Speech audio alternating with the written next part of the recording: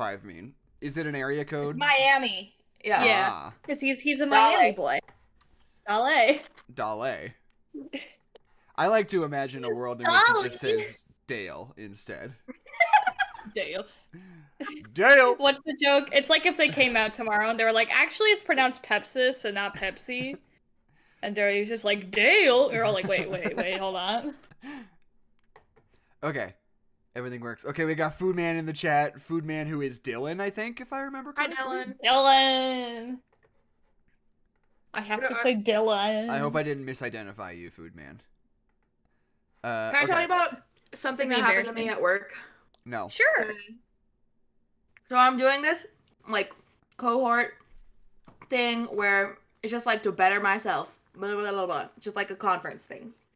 So we were practicing writing values because we were just talking about, like, how to write good values that aren't just, like, one word, like, we value friendship or whatever, but, like, really good ones. And so something unlocked in me that I haven't really, like, touched base in with since I was, like, 12 years old. Because when everyone went through and they were, like, reading theirs, the instructor would be like, that's really good. Maybe you should try this. That's really good. I would do this instead of this. And then I read mine and he was like, wow, that was excellent. And also, did you notice how when she did this, it led to this and that and that and that? And I was just like, oh my God, I'm the smartest person in the room. It was like 6th grade me when I was like better at math than everybody else because I was just like a little bit faster. And I was like, it felt bad. I was like, wait, I kind of wanted constructive criticism. Like I wanted, like, how can I do this better? That was me when I was in non-AP English my senior year of high school. Like, I don't know why I wasn't in AP English because that's kind of always been the one thing I'm good at. So like, I don't know English, how that played out because I was in AP Math and I was in AP History, but I was like, English, no thanks. But like every time I would turn in an essay, my teacher would just be like, 110, 115, 120, Jackson, you're a fucking genius. And I'd be like, yes. Well, because I'll be real with you, because mom's teaching English high school English for high schoolers this year. And she's not teaching AP class because she's like a new English teacher, so they get stuck with regular English usually. And I help her out with like trying to like get ways to engage with the kids. I'd be like, oh, in AP English, we did this. And she's like, these kids, they can't do that. Like, not to shit on anybody, but they're like, if I could get these kids to write a paragraph, it's a victory. Because, like, in AP, I would argue kids care too much about being there, but in regular English, nobody gives a shit, you know? So I'm sure that's what it was. I'm tweeting Jackson. Twitch.tv/no-nerds. Get off Twitter. Pod. No one needs to know which Pokemon card slaps today. I don't think Is that what people talk about on Twitter? I don't think I tweet about that very often. Well, or you don't tweet about it enough. Yeah. What do you guys post in the Discord? Because I am unable to. Existing. Do it, Kezia. Okay. Where'd my soda go? What'd you do with my soda? Where's my soda? Did you throw it? I don't know. One sec. Oh, he's really just gonna go look for a soda, huh? It's really just gonna look interesting day. Why was the soda on your bed, Jackson? Jackson? Oh my God. I forgot. My VPN is set up in Korea right now, and so I just got like really shocked that all of my tweets are in Korean. Wait, hold on. I watched Planet of the Apes on Korean Netflix. Okay. Oh. So I didn't have to rent it. Got that VPN. And then, but I forgot to turn it off. Yeah, so I logged onto Twitter, and all of the tweets were in Korean. Which surprised me. Hold on a minute. How's the Korean dub of Dawn of the Planet of the Apes? It was Anyang. Okay. I didn't know. It's still in English. Yeah, I watched. I'm goofing on you. I would like to know. I know. Korean. I'm also doing a task. I can't. Yeah, we were a little haphazard today. Hey, welcome everybody. Welcome who's around to our first Twitch exclusive podcast stream. You want this somewhere else? Too bad. It's only here. Yeah, fuck you guys. Wait. Or if you want, you fuck you too. What? What do you mean? What's the problem? Okay. If you listen to this on Spotify, fuck you. Go fuck yourself. Unsubscribe. Okay. Go fuck yourself. I have a bit I want to do here.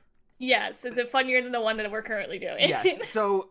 Cool. First of all, hi, what's up? My name's Jackson. I want to start the actual podcast before I do this. Okay, well, I'm not recording, so maybe hold on one moment. Okay. Just uno momento. Wait, I am now recording. Okay.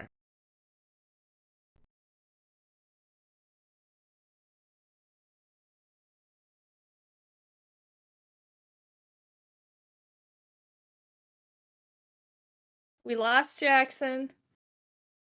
I hope the Oreos. We lost Jackson. Yeah. And the grocery store was worth it, Jackson. Everything's fine. Good, don't worry. Why did you just scream like the monster from A Quiet Place? I saw Quiet Place too. It's really good. Because it's really good. And the Conch. It's on HBO. Huh? Yeah, I know, but come on. My light tree exploded. Oh That's my why god. Mason, we're gonna report you. Mason, we're gonna report you for slurs. You can't say that.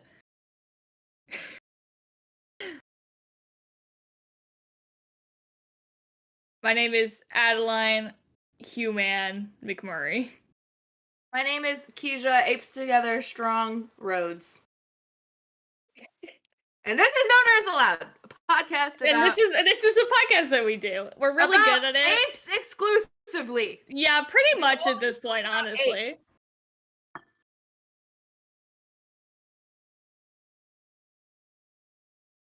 Mm-hmm.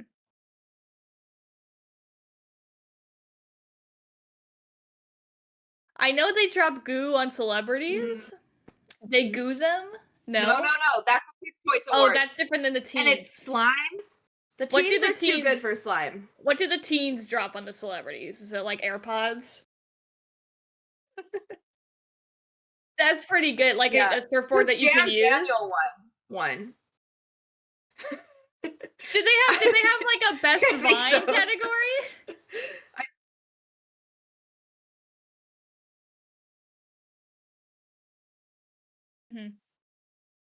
Jackson, you're quiet. You sound normal to me.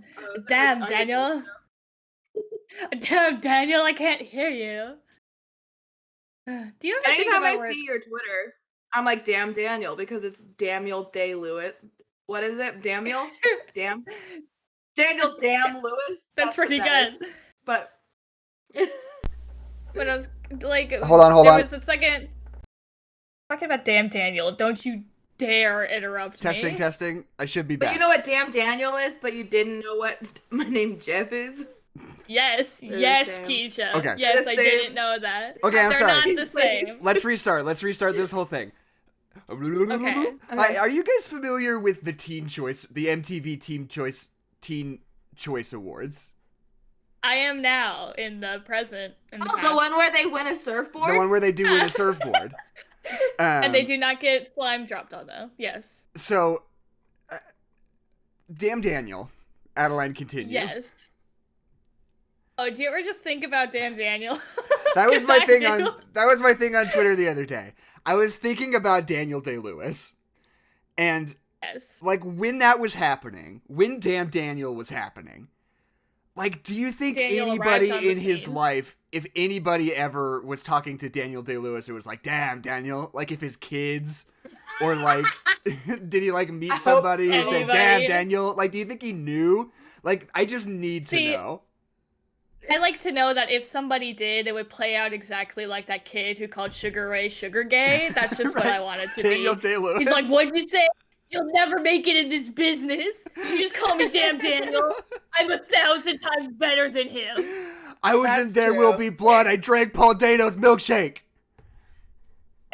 There was like, blood. There's just not a Daniel. Not a Daniel on the face of the earth. What'd you say? I said sugar cane. What did you say? That video is so is wild. so funny. Okay. Like it's not a rant, but it's like the same like of the like what's his name? The good for you. I can never Christian remember Bale? his name. I want to remember it. The Christian Bale rant. It's like up there and things that I just like am always thinking about. Like, cause he just loses his mind on this 15-year-old, and the whole time the 15-year-old isn't even mad. He's just like, what? What'd I do? Come on, man. He's Sugar like getting cane. exactly just, like, the reaction time. he hoped for. Like Exactly. that kid's just It's like so smiling funny. the whole time.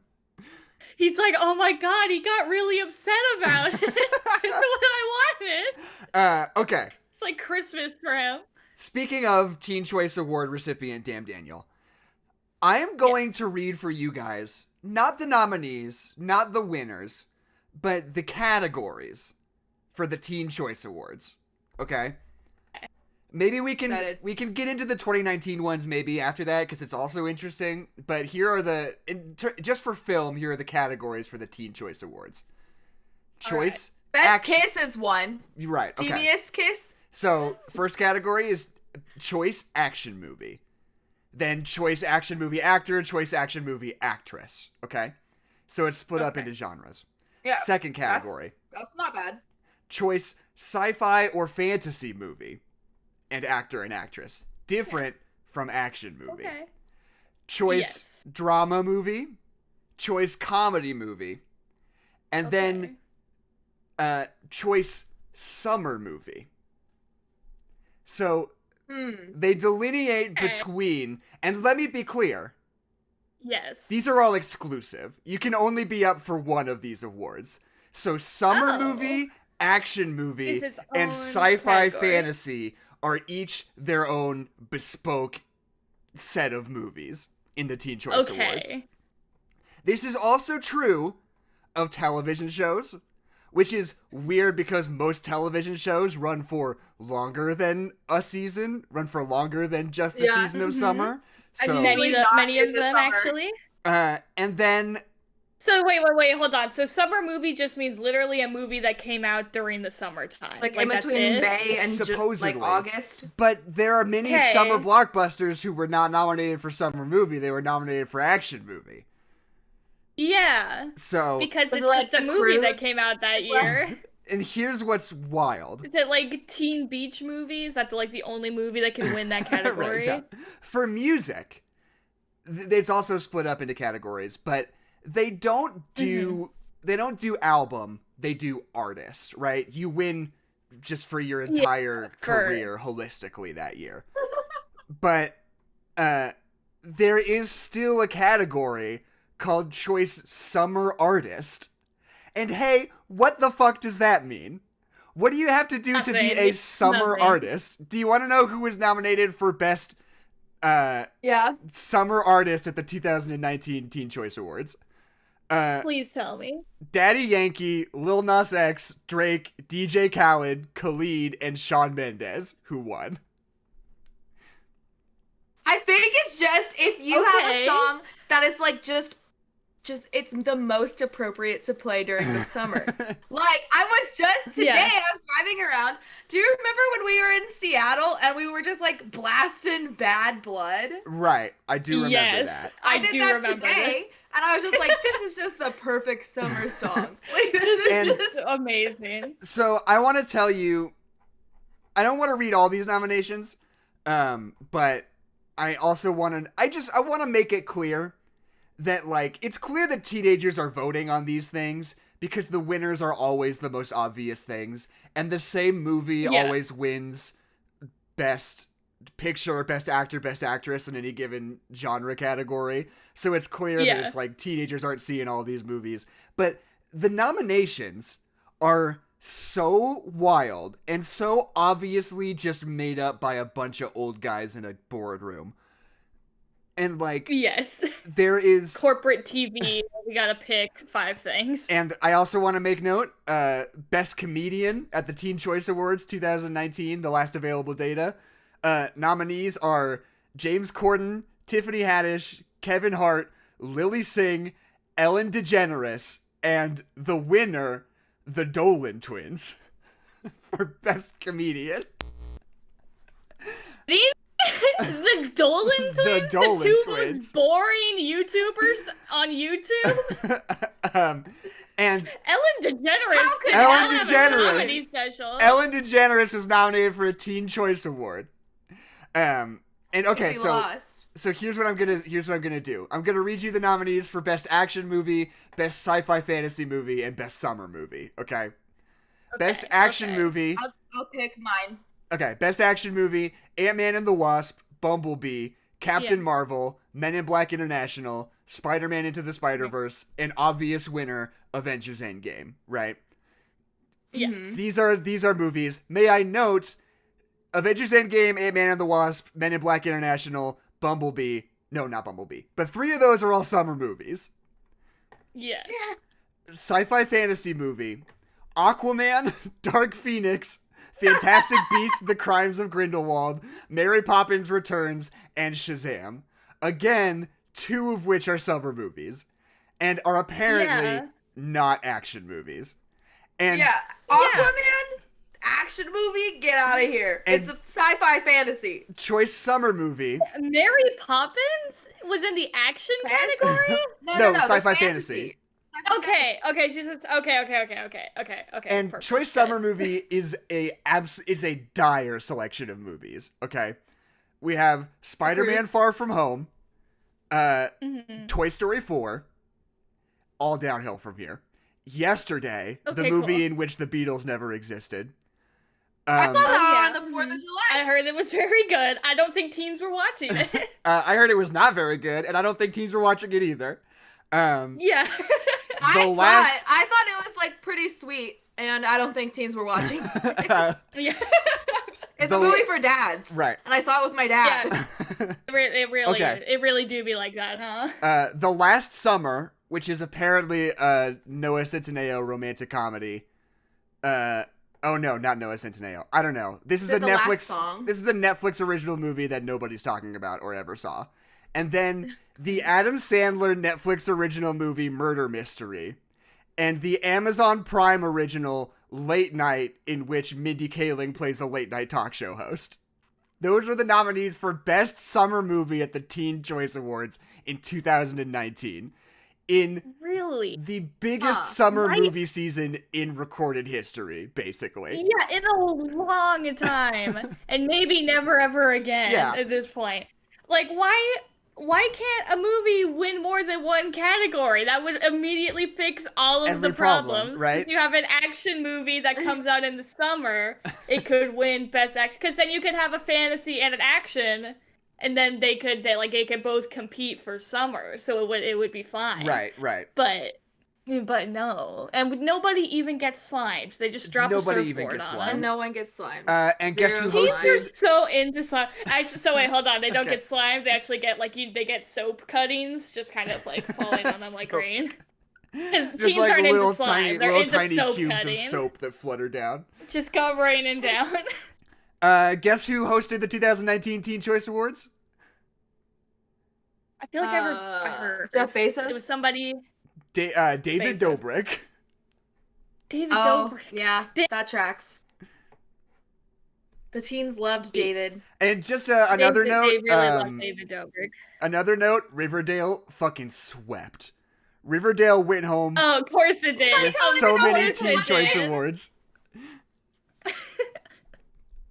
Well, Riverdale, that's all that teens are talking about. How many surfboards does Riverdale have? The teens love the CW.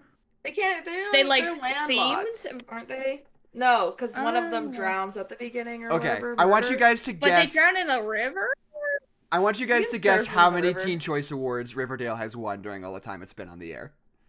Is that including actress and actor? Yes. 14. Every year it's been on. It's been like a part of the Kids' Choice or Teens' Choice Awards. I assume so.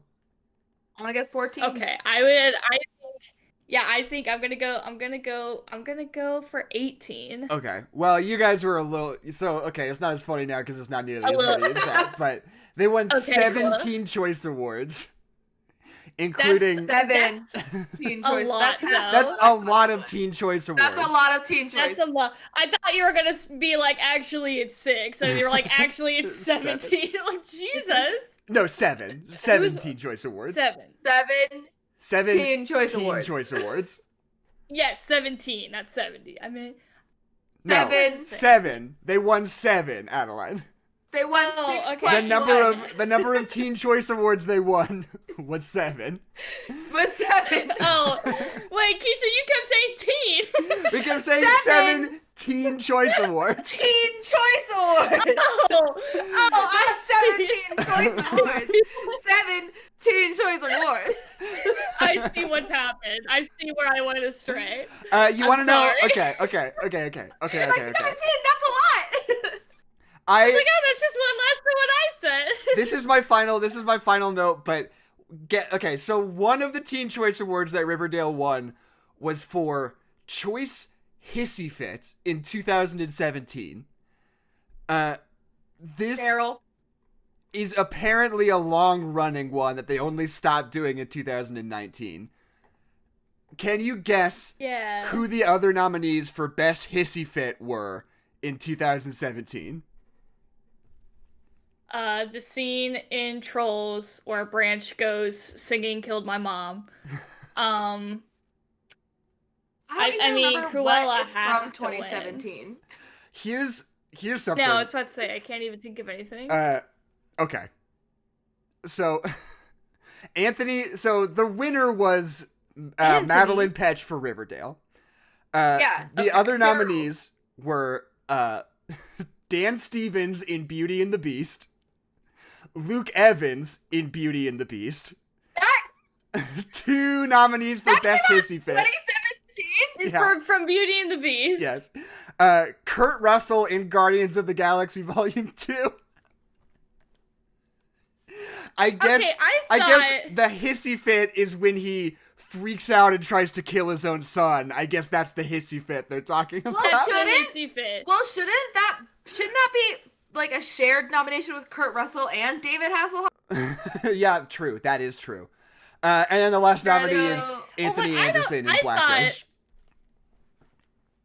Okay, so what I thought that the reason they stopped doing it in 2019 was because it was like a misogynistic, like, cat fight, like, kind of award. Right.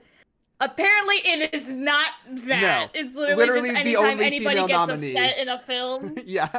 Was the winner. Which might be because it's supposed to be misogynistic, but then they were like, what if just like anytime anybody got upset in a movie, we just added that to the award list? I'm Googling.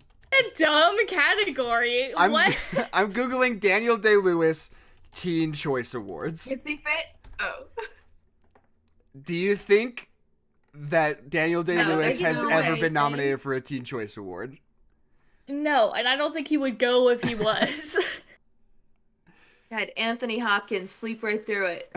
Screen actors doesn't look like he has been. Of all the feathers in his cap, Daniel Day-Lewis has never been nominated for a Teen Choice Award.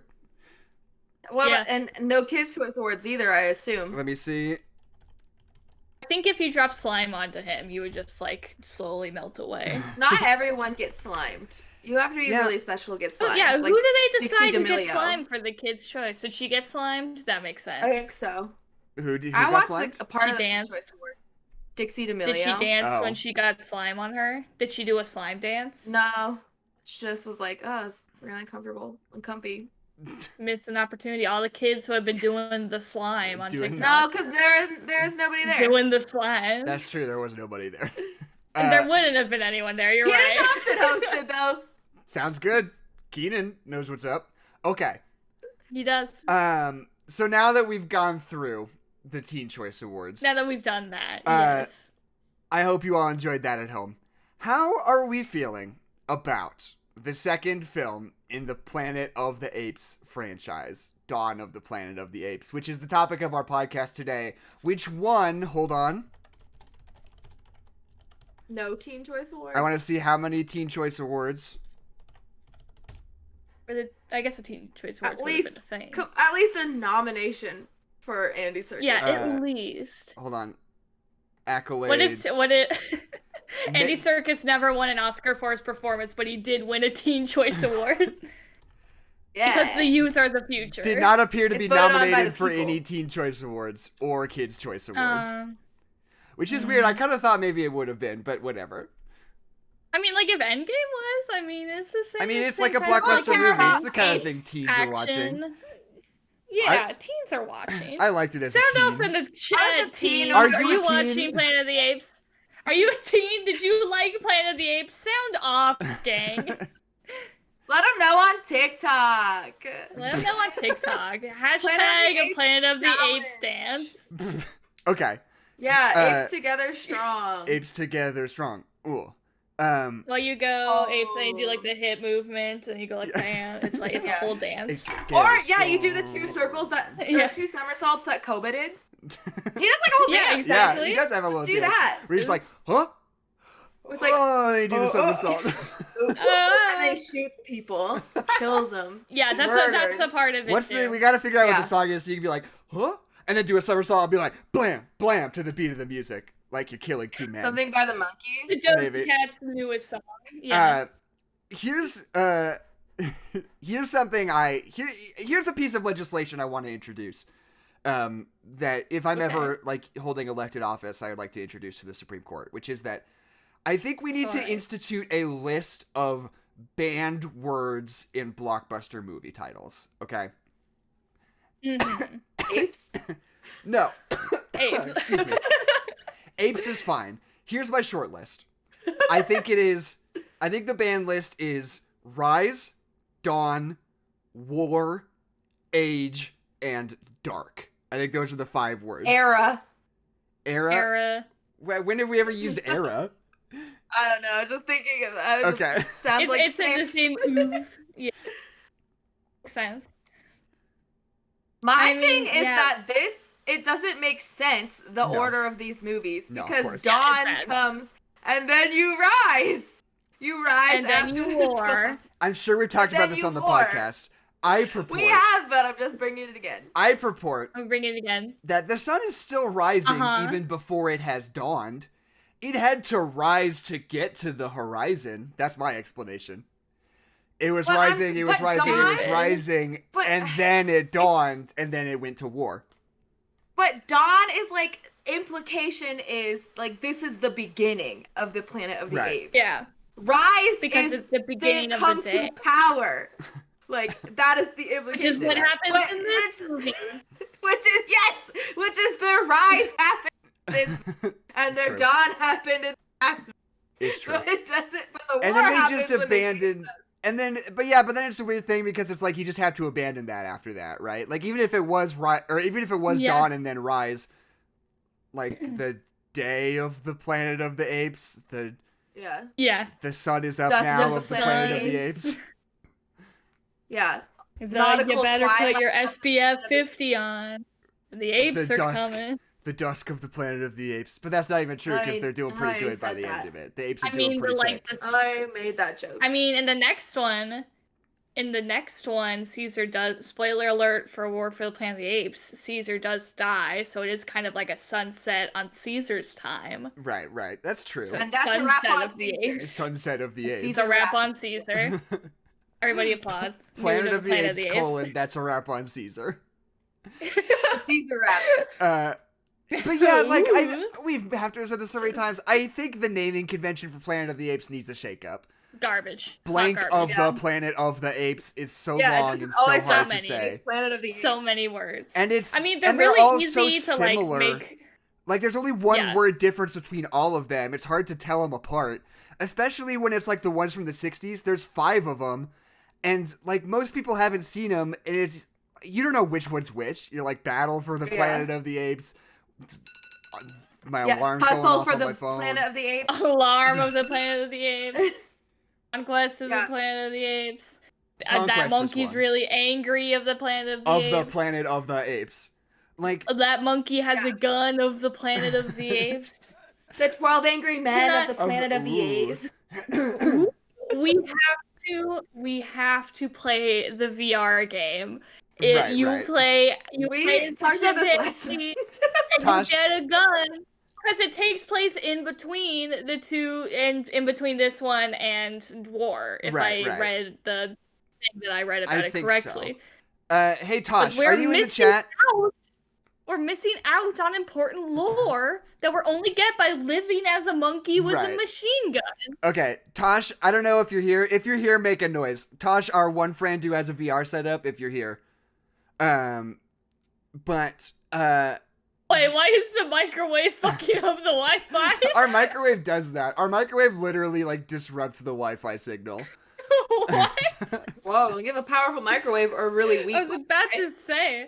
But it also fucks up like Bluetooth signals also. So if you're like listening to music in the kitchen. Microwave. You need a new microwave, dog. And that's your microwave hack into the mainframe. Is your microwave from that's like something that like because it might be radioactive. I don't know. I was about to say it's like there's like a Russian like sleeper agent there. He's like, this is like a microwave that you would like give to a military. It's like it's a regular microwave, and it messes up all their signals and all the bombs go off. That's the microwave that you have. Okay, noted. We'll try to get a new microwave. A new microwave. They're like $1 at Goodwill, bro. But I think I'll talk to Tosh. I think we can pull some strings. I mean, I would be the only one playing it because we're all in different places. Yes. But I could like screen share to you guys, and we could stream it all as one, as Apes Together Strong. I'll see if I can pull some strings. As Apes Together Strong. Because I want to know, because it doesn't look that good, and that's the magical part. Do you get to customize your part ape? Is, I hope to God that you get to. I hope they don't just drop you in a chimpanzee and like you have a gun. I think in one of the screenshots here, first of all, it's not a popular game. There's not a lot of it on the internet. So I tried to see like if I could like find gameplay or anything. I couldn't really find anything. I saw what I think might have been a character creation screen, but it might be just like changing like what gun you have or whatever. But I hope to God it was a character creation screen. I want to make my Planet of the Apes OC so bad. Oh my God. Okay, I am looking at the speedrun.com. Oh, hold on. I don't think there's even an entry for Crisis on the Planet of the Apes on speedrun.com. Oh, so if you do any speed, it's going to be the world record. Could we pioneer a speedrun for Crisis on the Planet of the Apes? Do they? I mean, for VR games, is because it's such a new thing. Are there speedruns for a lot of those games? I'm positive there are. Because there's not a lot of them to begin with, honestly. Super Hot, probably definitely a speedrun. Oh yeah, a VR speedrun for Super Hot, absolutely. And I'm sure they're freaking crazy. I'm sure those are awesome to watch. So there's no page on speedrun.com for Crisis on the Planet of the Apes. So maybe this is a market we can corner. Yes, absolutely. We're going to be the first speedrunners for Crisis to the Planet of the Apes. You in a VR headset for maybe the third time in your life. Right, exactly. Let's go. Let's figure this shit out. Let's figure this shit out, boy. I think I have a video of you using a VR headset for the first time. At Bailey's house. See how much I don't think it was the first time. Yeah. I'm not sure. Well, I was saying maybe. I don't know. When was the first time I don't follow you around. When was the first time? I think my first time, it was playing Lightsaber. Beat Saber. Saber Beat right. The Saber. It was playing that game. I don't think that was my first time, but like at Uncle Ryan's house. Or right. Anna freaking kicked ass and Beat Saber. Right. Okay, this is not good podcast content. So it's not. Dawn of the Planet of the Apes. I think I have a weird relationship with this movie because if anything, this movie feels kind of like the least political of all of them in a weird kind of way. At least to me, in the sense that like, you know, I think Rise of the Planet of the Apes has a very interesting thing to say about like systemic oppression and like the relationship you can have with your oppressors, even if they're like friends and family, you know? So like that is like a very topical, very modern thing to talk about. And War for the Planet of the Apes is very much about like actual physical like fascism sort of. And like the reason why like out and out like non-subtle hate can happen, you know? Whereas I think Dawn of the Planet of the Apes is really going far out of their way to make you think about the apes and the humans as like equals. Like, they're really and both good. truly, Yeah. they're, like, on a level playing field in this world. And so it's just, like, a very classical, like, how wild is it that sometimes people can be evil? Yeah. And, like, isn't war weird? Yeah. You just, like, kill people? Yeah. I think that this movie is probably, no, definitely the most, like, Shakespearean of all of the Planet of the Apes movies. Sure. It's very much, it's literally Caesar just, is Caesar waging war. I mean, we have Brutus. It's a weird twist where they make Brutus much more the bad guy. As Koba's a fascist. Right. He is a bad guy. He's like killing and murdering only because he has an agenda against the humans. And I mean, versus Brutus, who kills Caesar because he genuinely believes that Caesar's doing something really shitty for everybody. Right. And so it's an interesting take on the very Shakespearean ideas. But like, I feel like this movie is just as effective as a plot synopsis as it is as a film, you know? Like, when someone tells you all the things that happen in it, you're like, oh, that's really interesting. But then, like, watching it all happen is just kind of like, you kind of know what we're doing the whole time. Like, I hate to say it, it's like, I knew how the movie was gonna end. It's super predictable. But, like, because it's so Shakespearean, like, I know that Koba's gonna try to kill Caesar. I know that Caesar's not really gonna be dead. I know that blah, blah, blah. I know that tensions are gonna rise the whole movie and then come to a head because of Koba. Like, we always say this, it's like the number one thing that normies say when they don't like a movie. They're like, it was super predictable. I knew what was gonna happen. It's like, well, sometimes that's good. But in this instance, especially because the pacing is pretty slow before we, like, kind of come to a head with the conflict, which is intentional, because we're building tension between the humans and the chimpanzees, and, like, we're slowly building that tension, but because you kind of know where that tension is gonna break, you're kind of just waiting for it to break, you know? I mean, I think there is something to say about the pitch of, like, unvetted fear is, like, usually a direct route to, like, huge amounts of conflict. Right. Like, it is significant that Caesar is the one who is most likely attempting to stop, like, any of the apes from fighting, because he has been around and has empathy for humans and has seen them and, like, has loved them. And that's something that is, like, especially if you come from, like, a culture that has not historically had a pleasant experience with other countries. That could be something that's very difficult to, like, teach away or, like, get out of, but it can also be something that's hard to learn as well. And you see that with his son, where, like, he's like, oh yeah, literally humans killed my friend. Like, they're the reason why my friend was shot. So he didn't, well, Koba kills him, but he Ash gets shot because of them. So it is, I think that it's interesting to, like, this movie is mostly about, like, fear mongering and how, like, even a little amount of empathy can really drive you away from, like, that kind of weird unrampant fear of something, and and to at this point it's a failure, like, they don't succeed, and that's cool to see. I like this one. I think this one is I mean, I don't know. I think this movie, I think each of these movies is better than the last. A absolutely, lot of people think this is the best one, but those people are very wrong. They're very wrong. War for the Planet of the Apes is maybe one of the best movies ever made. Okay. I will die on that hill. It makes me sad. But yeah, I mean, that's the thing. I think that just becomes a product of, like, this one's just kind of the most of a bummer out of all three of them to me. Like, it's just like this thing. I think the third one is the most of a bummer. I don't know. I feel like this happy. one, it's so much more about, like, trying to prevent something from happening, and then it just fucking does, and there's nothing you can do about it, you know? And it's like, you know, that's the whole point of this movie. It's like, it's hard to get along with people sometimes, and it's especially on these, like, larger scales where you're trying to corral so many people.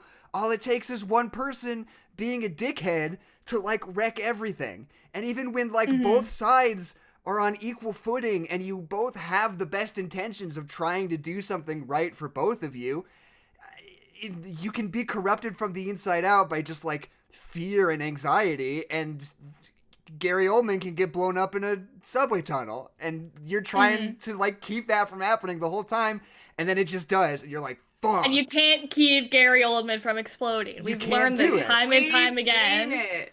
Yeah. I do think it's funny. Come on already. We all know Gary Oldman's gonna blow up. Yeah. I do love that this like franchise has a repeating pattern of like beloved character actor, older, bland white man. Right. Animated apes. Right. Well, the third one doesn't really have. It's always different. There's only Woody Harrelson's kind of the only guy in the I thought you were gonna say. They don't have a bland science woman. I thought is what you were gonna say. Oh, I mean, that's also true. A thing that happens. Well, Carrie Russell's not a scientist in this, is she?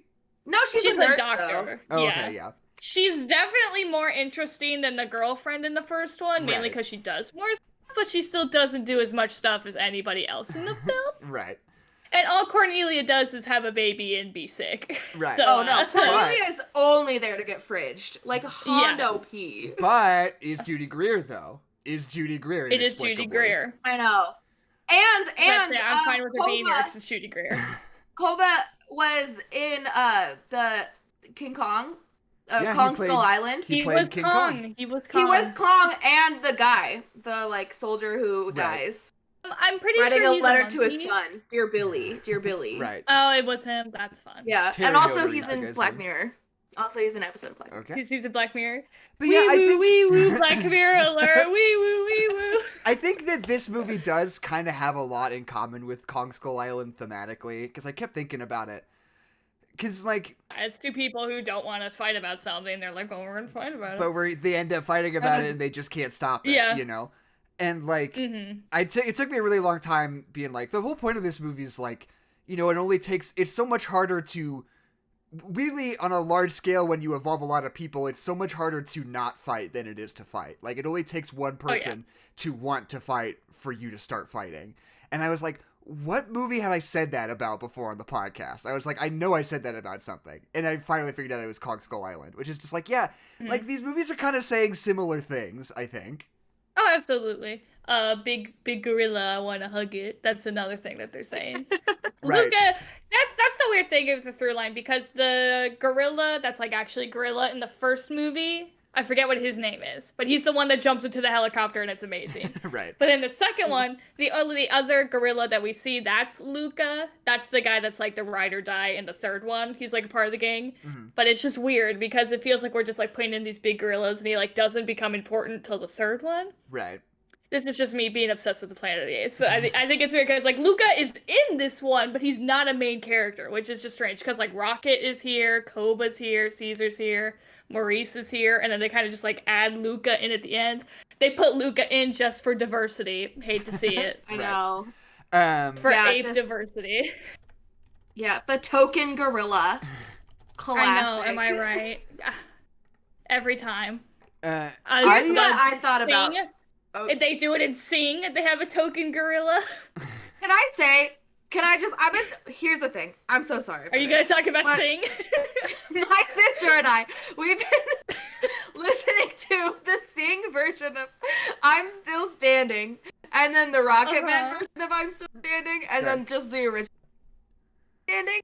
But Taron, I'm pretty sure that they only did Rocket Man because Taron was the gorilla in Sing, and they're like, man, this guy got pipes. He would be so good. He's really good at singing and doing this Elton John song. Do you think he'd be good at all the other ones? And he was. I mean, yeah, that is one of those weird ones where it's one of those castings where you're like, this guy doesn't look the first thing like Elton John. This guy looks like the opposite of Elton John. But like, yeah, too handsome. But then it turns out that if you just put anybody in big glasses, they kind of look like Elton John, so it worked out pretty okay. Just like generically white with glasses, you're like, oh yeah, sure. It could be Elton John. You're kind of blonde. But even like that, in that widow's peak like cap that he like sometimes wears, you know, you're like, oh, that could be Elton John. It could be him. So this is my first Planet of the Apes podcast since watching the original one for the first time the other day. And I just want to point out that I never quite got that they call Charlton Heston Bright Eyes in Planet of the Apes. That's like what the apes call him. So like in Rise of the Planet of the Apes, they call the original monkey Bright Eyes. Just like, oh, it's not really connected in any meaningful way, but it's just like a callback. But like how they call it Bright Eyes because he's I'm on an alien planet. Yeah, he's like, what the fuck? It's basically like it's like how Jesus called like his friend Simon Peter, which means rock, and then 2000 Rocky Balboa. Oh, it's a callback to Jesus. You're like, no, it's not really. Like, no one would have known about that. But like, this movie has like a weird relationship with continuity to the original Planet of the Apes movies because they're trying to like reference it sometimes, but it is also like obviously not a direct prequel in that way, you know? Because like Cornelius, and even if it is. Yeah. Cornelius is the Roddy McDowall character that's like the main ape in Planet of the Apes. And Cornelius in these movies is Caesar's son, right? And it's like, I don't think they're trying to say that Caesar's son is gonna grow up and get some pants and be the lead scientist and be a science man. Yeah, like I don't think that's what they're saying, but they are like trying to just like make that a bit, I guess. Well, I think even just like kind of establishing the ape society to be like, oh, he's named after Caesar's son because Caesar's like the king of the apes, so it became a popular name. It's like when people name their kid Elizabeth because Queen Elizabeth was named that, stuff like that. I know it's not where the name came from, but you know what I mean. No, yeah, I get you. Like it's like it's a part of like the ape culture, so it makes sense that these two characters have the same name because that name became important because of Caesar. Right. Is there a Zira in these? That's what the girl is named, right? I don't know. Hot girl. Hot girl? No, but what do you mean? Zira in the original? No, in the original ones, Zira's the lady ape. That's like Roddy McDowall's wife. I don't think there is. I was asking if there's a Zira in the modern ones. I don't think there is one in the modern ones. Okay. Yeah, because what's his name? Blue Eyes, his girlfriend's name is River, right? It's Lake, actually. Lake. But River's a real name. Lake is not a name. Hold on. Okay, so What's Judy your name? Greer is playing a character named Cornelia. Baby from the first one, but Cornelius. Same name. Blue Eyes is the son. Not the baby son, but the adult son. The adult son. The large Bear adult Claw son.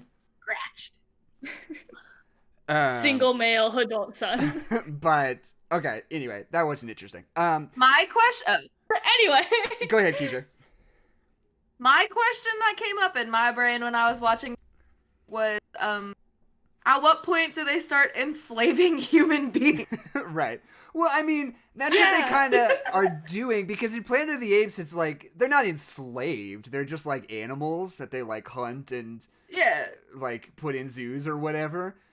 And like, they like really explicit about it in War for the Planet of the Apes, where it's like, oh, this is where there's like a secondary element to this disease that like causes humans to be. It like mutates. Like, mutates, you makes can't them non-verbal. speak anymore. Which I think I've seen Wicked. Pretty wild. But yeah, anyway. Have you guys seen Planet of the Apes lately?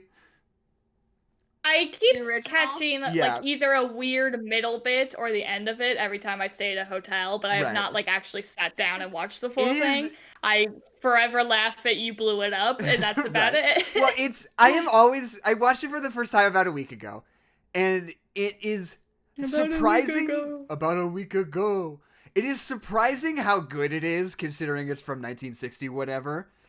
But the weirdest thing about it will always consistently be that he just like makes a human girlfriend on the planet, which is just like clearly like an animal. And it's not like a narrative tension. It's not like, oh, is she even a real person? It's just like, this is my I don't think he says like my girlfriend or my wife, but they clearly are like have like a partnership, like a romantic partnership throughout the whole movie, and it's like just they're never like that addressed. hot woman, she is yours. Yeah, it's like absolutely not this addressed. woman who can consent to nothing. She is Right. barely a person.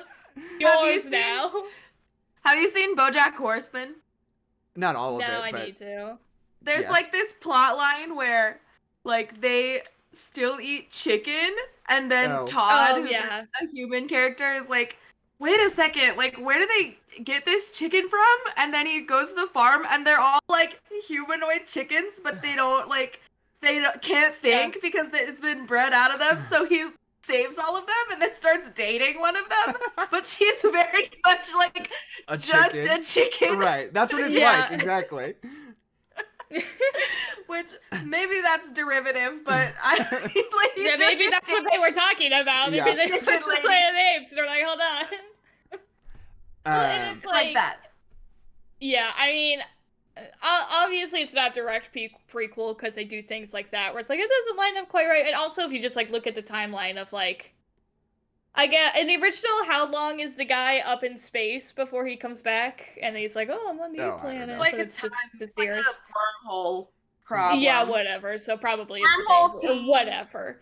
But yeah, it's like because if it's way off in the future, we established at the end of the third one that all of the surviving humans have been wiped out by that avalanche. Mm-hmm. So it's like there's no humans left. So they're in the original one. They're like, oh, there's all these humans and they're funny little animals. Like it's just like no, there's not any humans left. They all died. They all got hit by a bunch of snow and now they're dead. I suppose. I mean, I think it's implied that some of the like mute ones survived, obviously, because that's what they're trying to set up. It's like this becomes. Well, no, because remember they were killing the mute ones. Yeah, but they're around. Here's the thing: is this a reboot or is it a prequel? What is it? It's kind of both. That's just how it works. So then the humans aren't dead. Also, the humans exist outside of North America. True, Adeline. True. Am I right? They're survivors. You don't get to say, "Am I right?" You were wrong. You can say no. I did. Hey.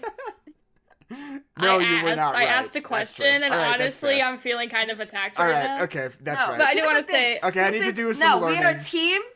We're a team. We're exploring this content together. We are like the group of young castaways men who discovered that like the like cave paintings in Paris. We are them. Right, got it. We're anthropologists. And we're gonna no, they were just teenage boys. Okay, we're gonna protect this cave from mold. That's our plan. That's our strategy. We're gonna protect Dawn of the Planet of the Apes from mold. From mold. Yes. I do want to say I love the first shot of this movie. It's a continuation of the end credits of the first one where we wipe out all of humanity which is so good. It's done so well. I made the mistake. I was curious, so I opened up the Cinemasins for this one and I watched it. Oh, I should. And you know that this motherfucker hates the fact that they kill off humanity in that scene. He's like, "You just kill off all of humanity in 10 seconds?" And I'm just like, yes, it's amazing. It's so wild. Effective. You know exactly what happened. You're immediately caught up. Like, if you walked out of the theater too early and didn't catch that, they're like, yeah, no, everybody's fucking dead. Like, we are showing you exactly, like, the, like, airplane lines of, like, where the virus goes.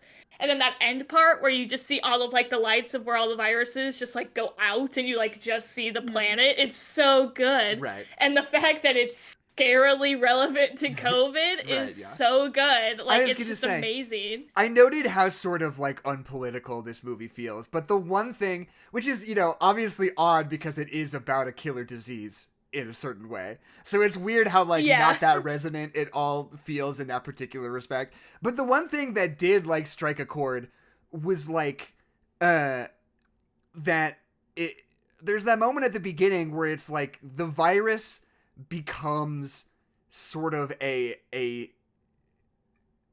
know, I guess there's not really a better way to express it than like a point of racism among the people who are getting the virus, right? Like that guy blames the apes for the virus in the same way that like people were like blaming Chinese people for the virus, as there still are as COVID is happening.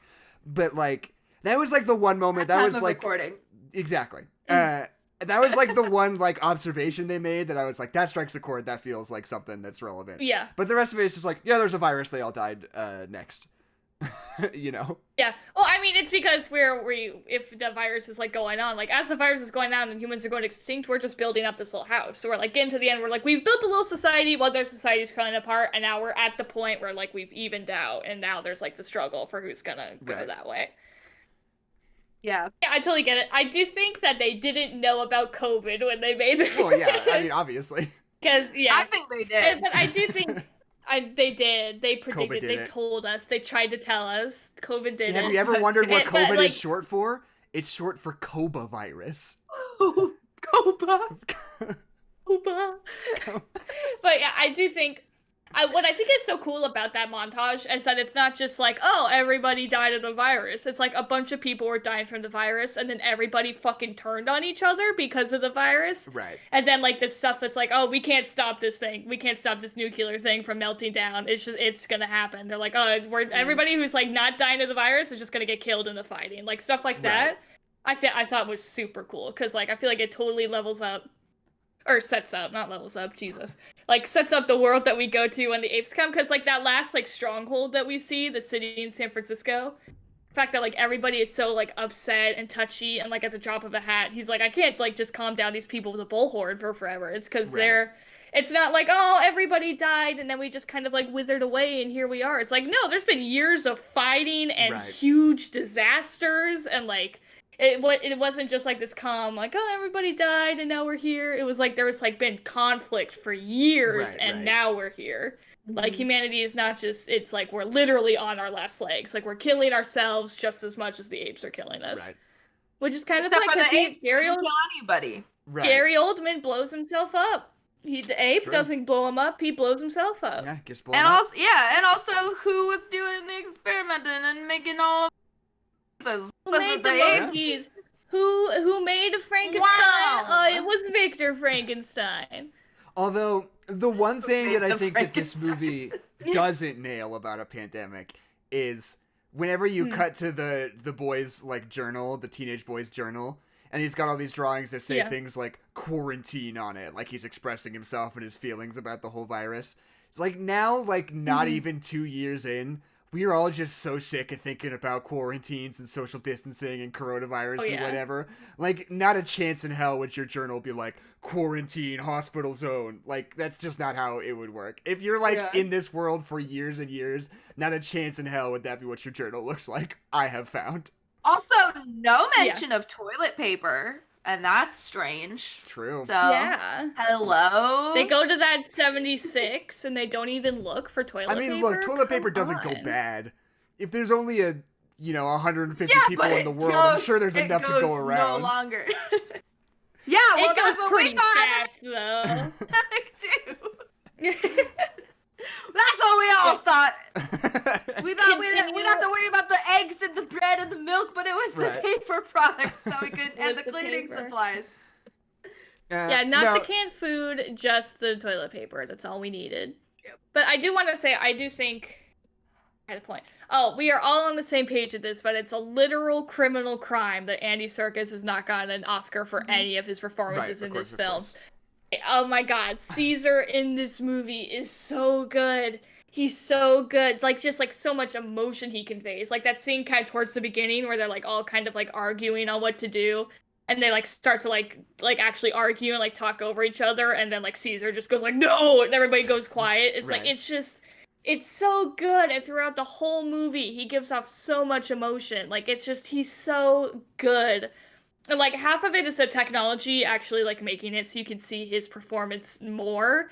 And the other half is just, like, Andy Serkis, like, kind of, like, portraying him more as, like, the king, like, mature, like, person that he is. Like, it's just, it's so good. So good. Yeah, and it's just weird that, and the scene between his son, like, when he's shot on the couch. Right, so it's just excellent. It's excellent.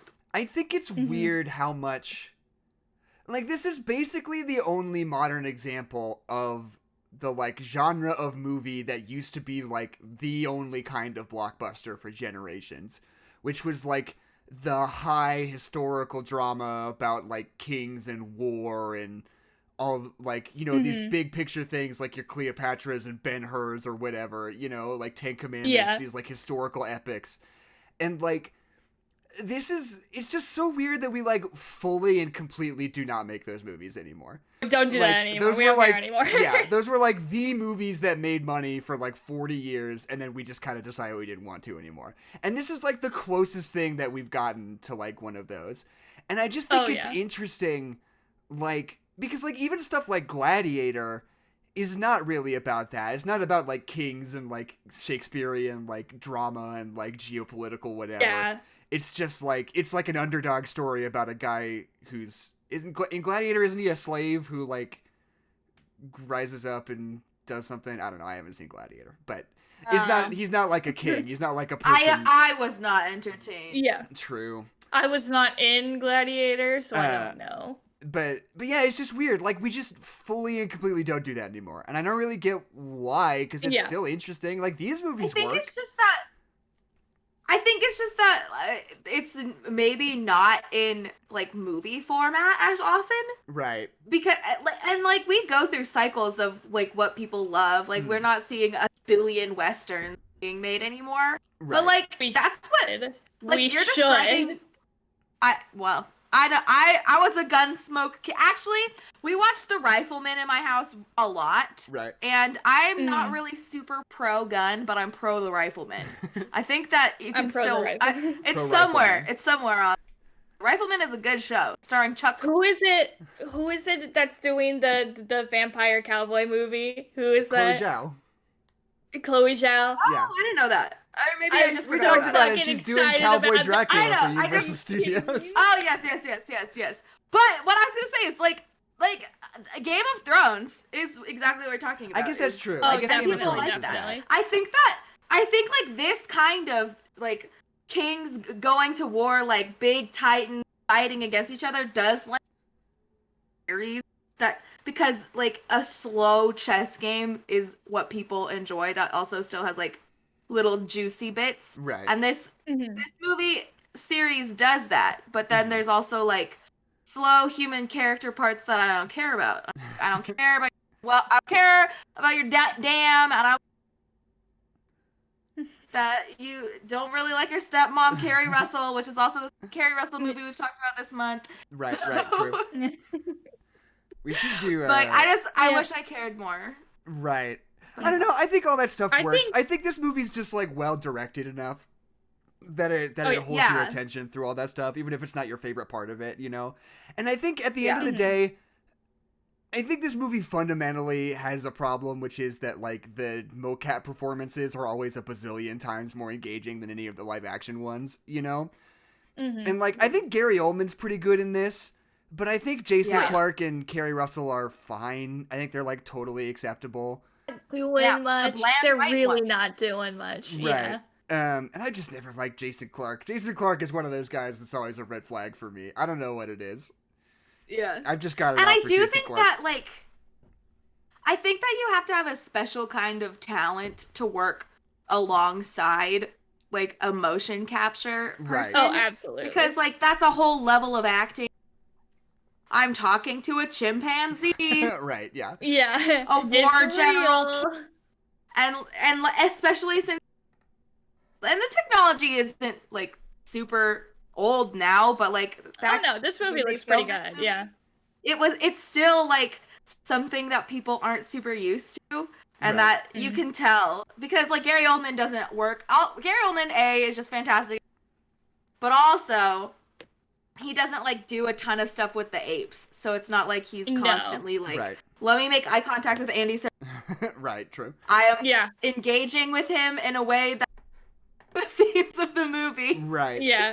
I was listening to Jamie Bell on a podcast a little while ago, who's the guy who played Tintin in the Spielberg movie, and somebody asked him like, you know, you were good in that movie. Have you ever like tried out for any other like mocap roles? Like, did you ever like why haven't you like stayed in that niche? And he was like, what he said was that the technology is so profoundly different today than it was in even like whatever it was, like 2011 when they were making Tintin, that he was like, it's like not even the same, like, I mean, it is a little bit, but it's like, it's so different, it's like barely even the same skill set anymore.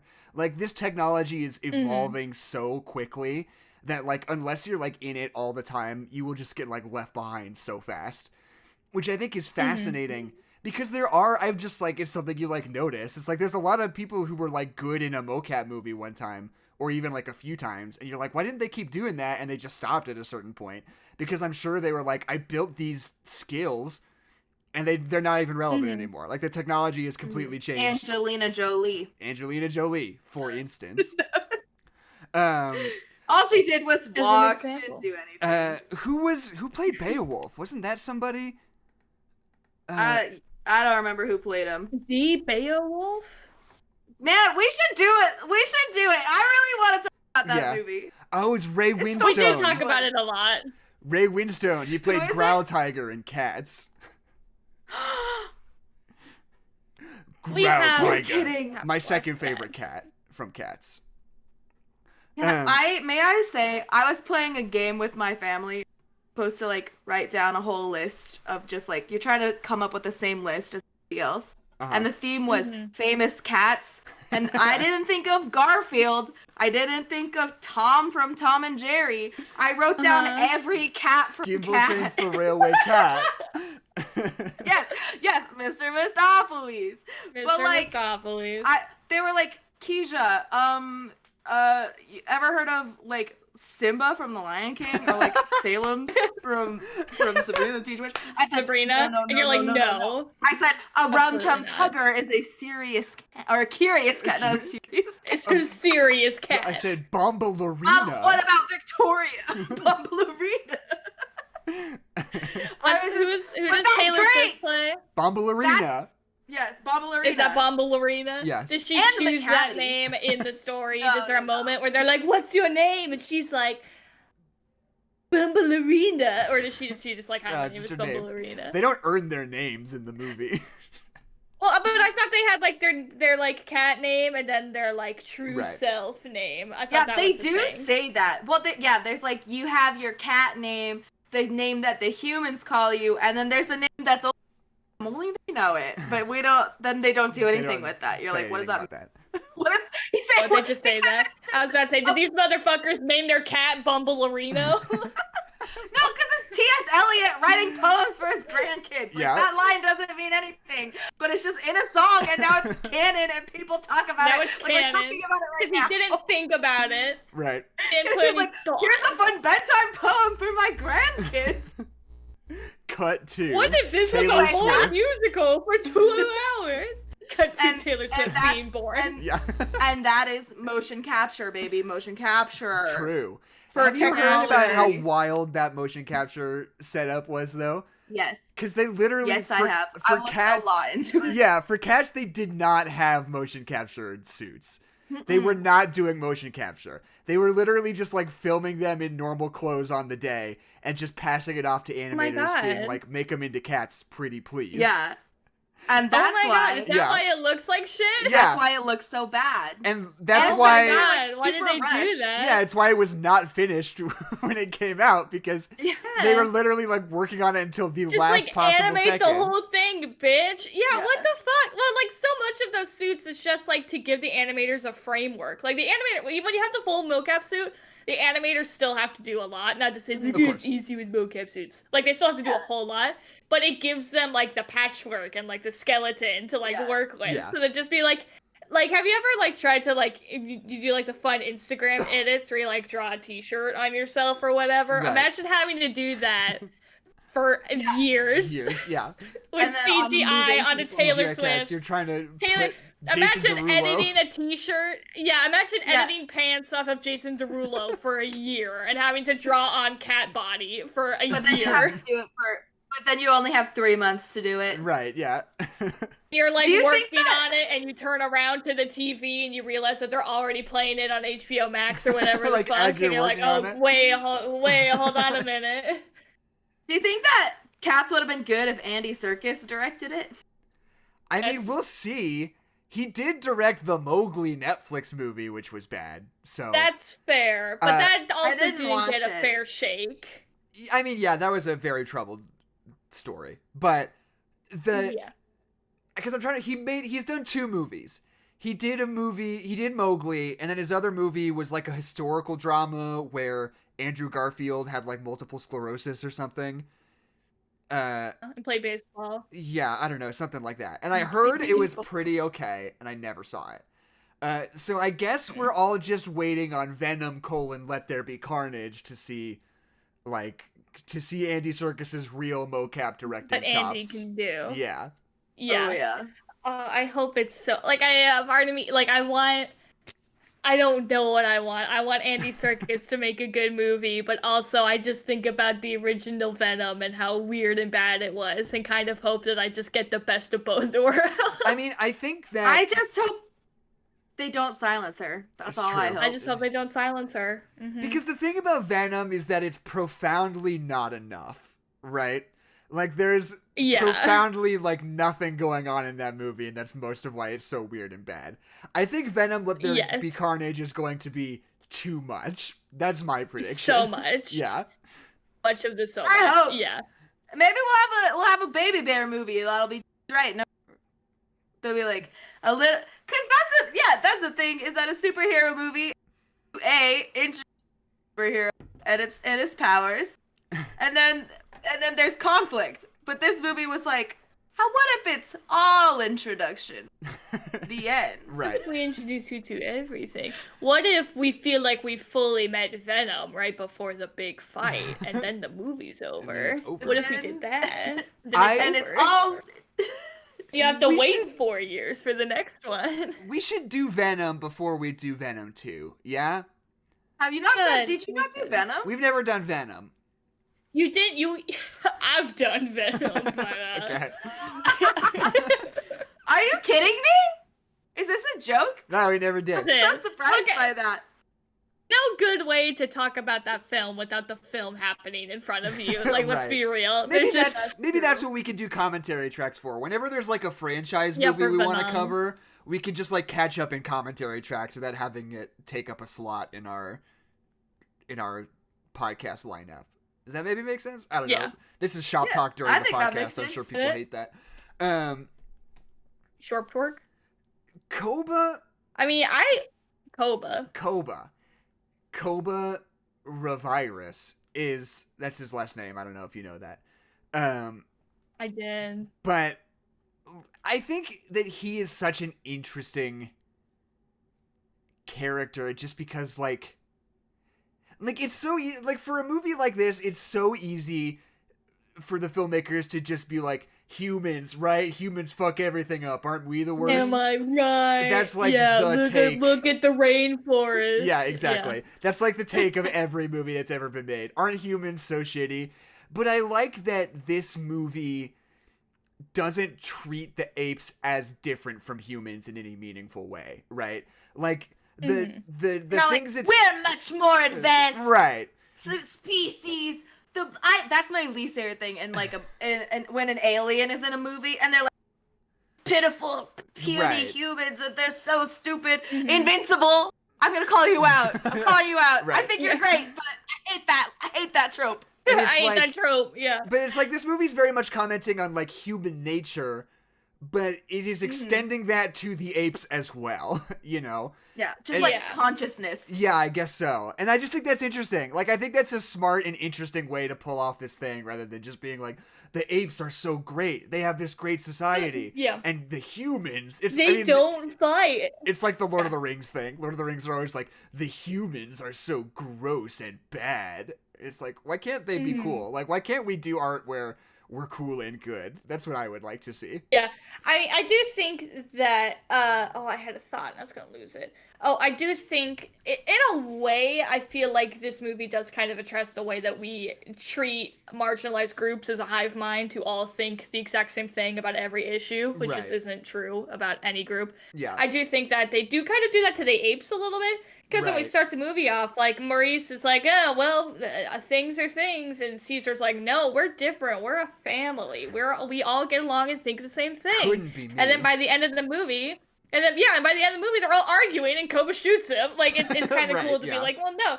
Just because you guys are unified in the fact that you're, like, the oppressed group does not mean that you all have the same ideas. It also means some of you have got some pretty bad ideas, like Koba over there with, like, 4 machine guns. Maybe go stab that guy. The bit where Koba's shooting the guys is so fucking good. Oh, it's so My phone good. alarm's going off again. I don't know what's happening. Turn off your fucking alarm, Jackson. Listen.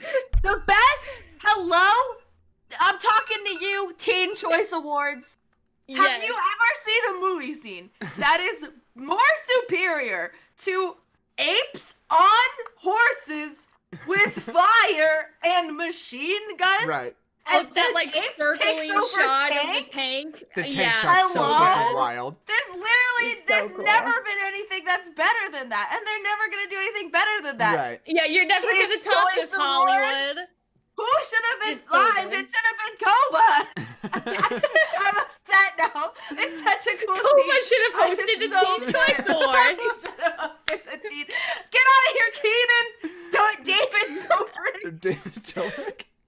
I would love to. David Dobrik comes on the stage and he's like, I've never seen a frame of David Dobrik do anything. He's like, hey, I'm David Dobrik. I've got hair.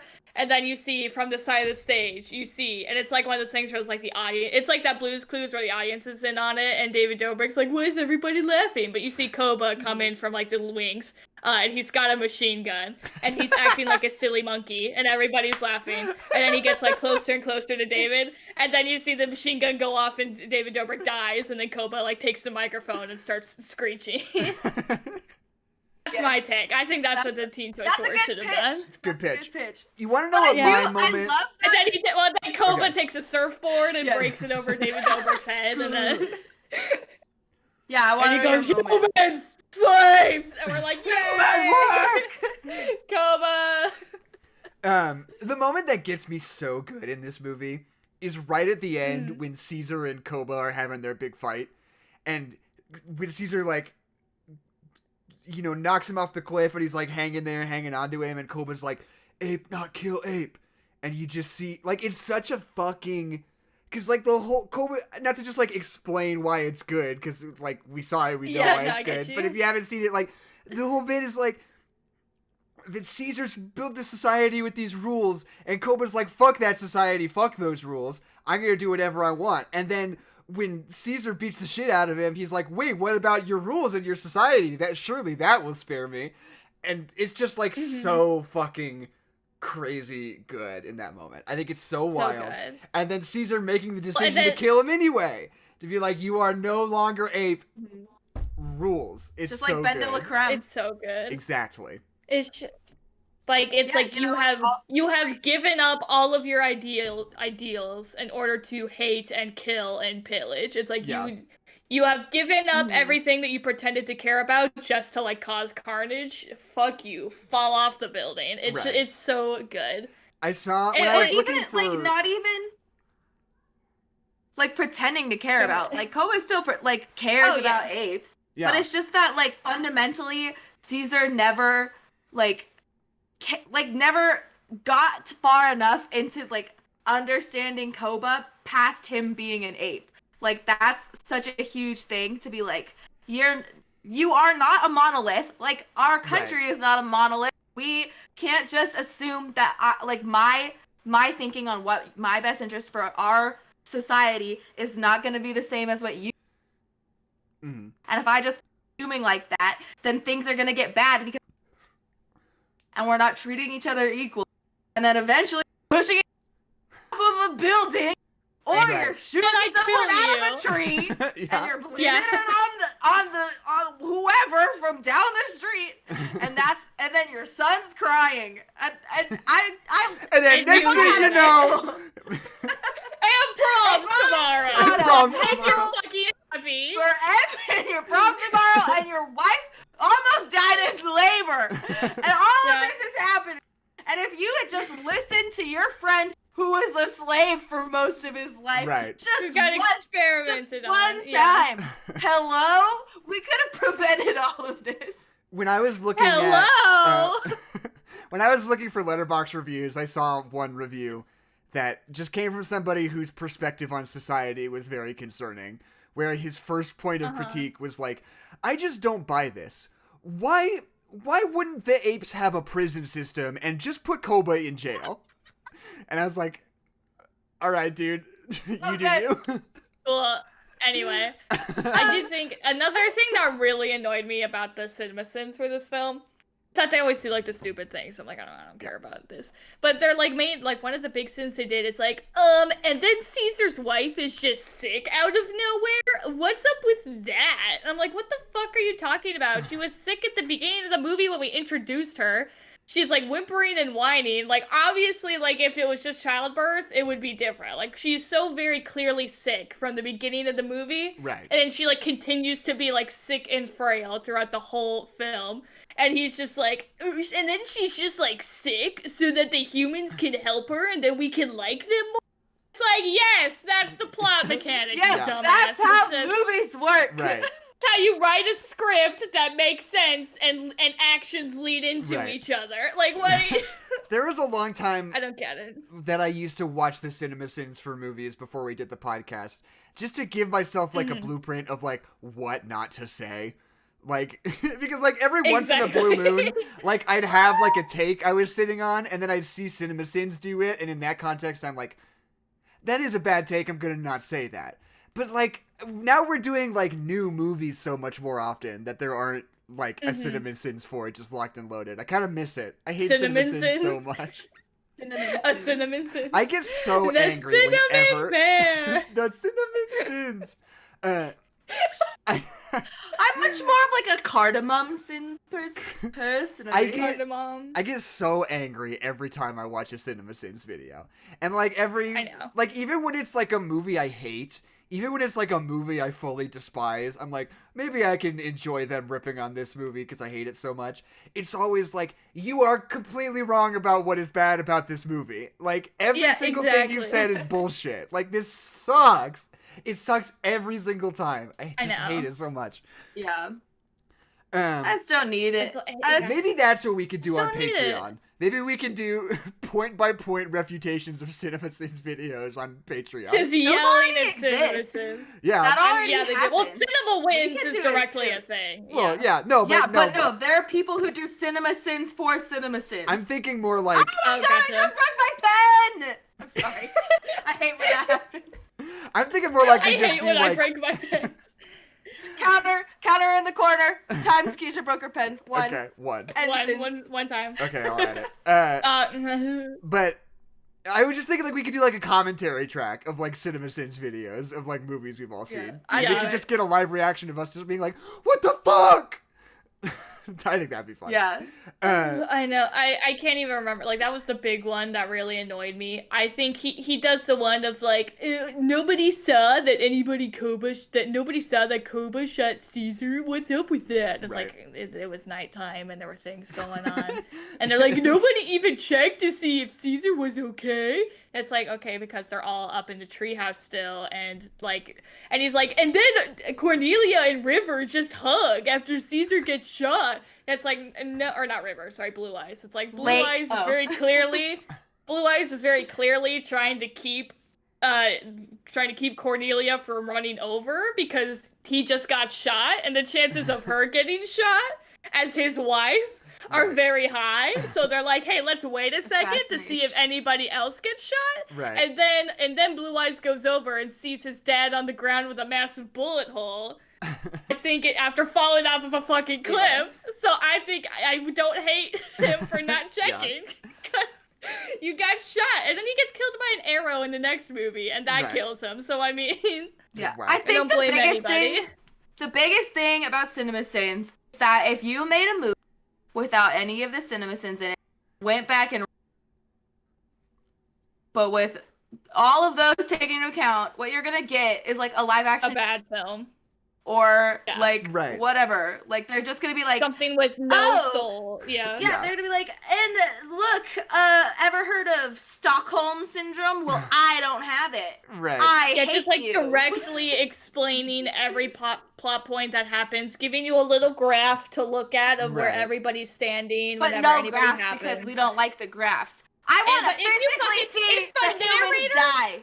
If a narrator explains shit to me, I'm turning the film off, even though I get mad when the movie doesn't point blank explain shit to me. Like, it's just... Right.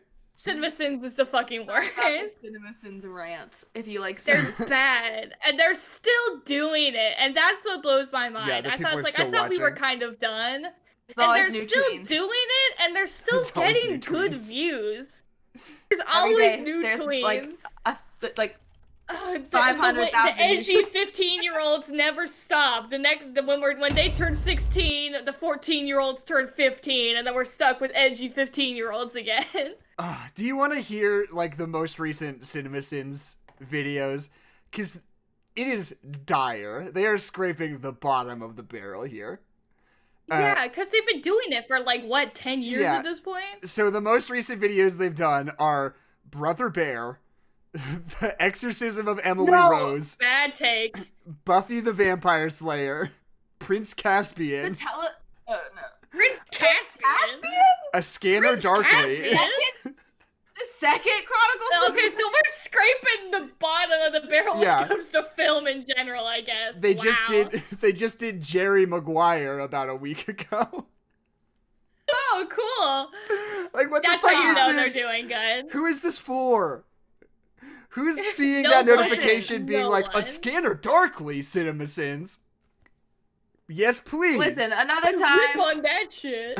And another time, I probably would have clicked on a Brother Bear video because, but I know Brother Bear isn't that, and I know there's a lot of cultural appropriation with it. But also, listening to Tina Turner sing "Great Spirits," I will put it on in my car and I'll cry. Right. It's so sweet. It is so wild. I think so talented. Every once in a blue moon, I see one that's just like a beloved art film. Like they did one for Donnie Darko. Yeah. Like, who is that for? Like, who? These aren't big, silly blockbuster movies. Scott Pilgrim. It's not even that. Even everything wrong with Scott Pilgrim. It's like, you're trying to relate to edgy white boys who don't have real opinions. Like, why would you make fun of the things that they love, like Donnie Darko and Scott Pilgrim? Or it's like everything wrong with There Will Be Blood. It's like, what's the overlap of your audience with people who like Paul Thomas Anderson movies? Well, because if the whole thing is that the Cinemasins have no values, they have no opinions, they're not saying anything. Right. Because if the point of Cinemasins was we're just gonna call big corporate blockbusters out on their bullshit, even if that was their take, I'd be like, yeah. Even if I don't agree with everything you say, I understand where you're coming from and why you're saying it, even if I don't agree with what you're saying. But the fact that they'll just, rip literally anything apart for no reason based off nothing is just so infuriating. They're just they have nothing to say. There is a Knives It's Out like video. Ratatouille, you know? Oh, if I watch the Knives Out video, I might just, become a terrorist. That might just be the strongest way to the camel's back. You're just gonna strap a bomb to your chest. Yeah, exactly. Yeah, you're gonna taxi driver yourself. Yeah. I'm gonna go accidentally kill some rapists. Yeah. Accidentally become a hero. Yeah. No, the I just do a Cinemasins, suicide bomb on the Cinemasins office, wherever it is, and I'm hailed as a hero in the tabloids. This is a joke. This is a joke. Again, also spoiler alert for Taxi Driver. Sorry. Yeah. It's from the 70s. But you never know. People get mad. People do get mad. But this is a good movie. What time is it? Oh my god, guys! So I looked up the Wikipedia page, and oh no, you guys, bad. It's haunted. Oh. So haunted, and then I tried to turn it off and turn it on again, and then my computer started playing Rise of the Planet of the Apes, and then Caesar killed me because I didn't believe in his agenda. Anyway, welcome to Creepypasta Book Club. I feel like you need to diversify your lead-ins, you know? I agree. I do. I don't think about the lead-in. I think a lot about the creepypasta, and then I forget about the lead-up, and if I don't think of something funny on the spot, I'm just like, time to vomit words. But I sent it in the Discord. Okay, Whoever wants to read it can read it. I have, this one is a little bit of a warning before it. Okay. before we introduce what it is, this is a little bit learned before. I've had to like get a little bit more like specific with like what I'm searching for and where I search for it.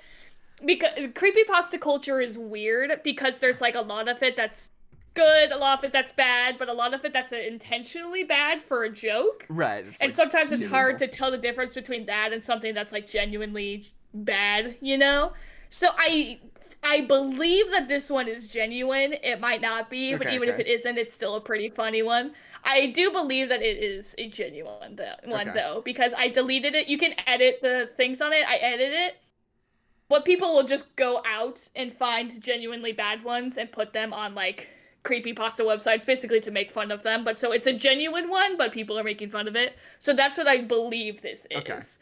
Or someone saw it out. I mean, this is kind of true about the reviews I pick at the end also. Because every once in a while I find one where I'm like, I'm not really sure if this is a bit or not. And I think just blanket statement, we're just going to address it now.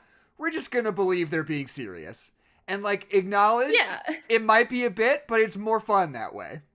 It will just move on. Yeah, exactly. Also, and if it is a bit, it's more funny if we go along with the bit. Exactly. Like, you know. And also, you know, just like they say in Ratatouille, much harder to be the creator of something than to be the critiquer of something. Absolutely. So, exactly. With the grain of salt, we will enjoy this creepypasta. Yeah, I always want to be nice about creepypastas because so many of them are written by 13-year-olds. Right. I'm like, please keep writing. It's hilarious and it's bad, but please keep writing. Yeah, my writing was not good, surprise, when I was 13. Right. Exactly. Have you read a paper that you as a freshman? Oh, man. Oh my god. That sounds like a horrific oh my god. experience. It's just so, it hurts a lot. You're like, wow, who's this genius who's like, isn't it hard? Oh my god. Oh, this is a social construct and society. You're like, shut up. Shut up. What does this have to do with the Iliad? Nothing. Literally nothing. Okay. I just choked on spit. Okay. This creepypasta is titled Donkey Kong 64, The Untold Copy. The Untold Copy. I was at a yard sale with my mom, and I bought a copy of Donkey Kong 64. Wow, I said. I cannot wait to play this one. Period. My mom handed me the cartridge, but I noticed it was missing something. It no longer had a label, but it did have something written on it called Donkey Kong 64, The Untold Copy. Behind it, I turned the cartridge over, and to my surprise, the real Shigeru Miyamoto signed it. Just then, wow. I guess. Uh-huh. Yeah. Behind turned it around. I was so excited to have that signature, I got on my two-wheeler and rode it really fast back to the home.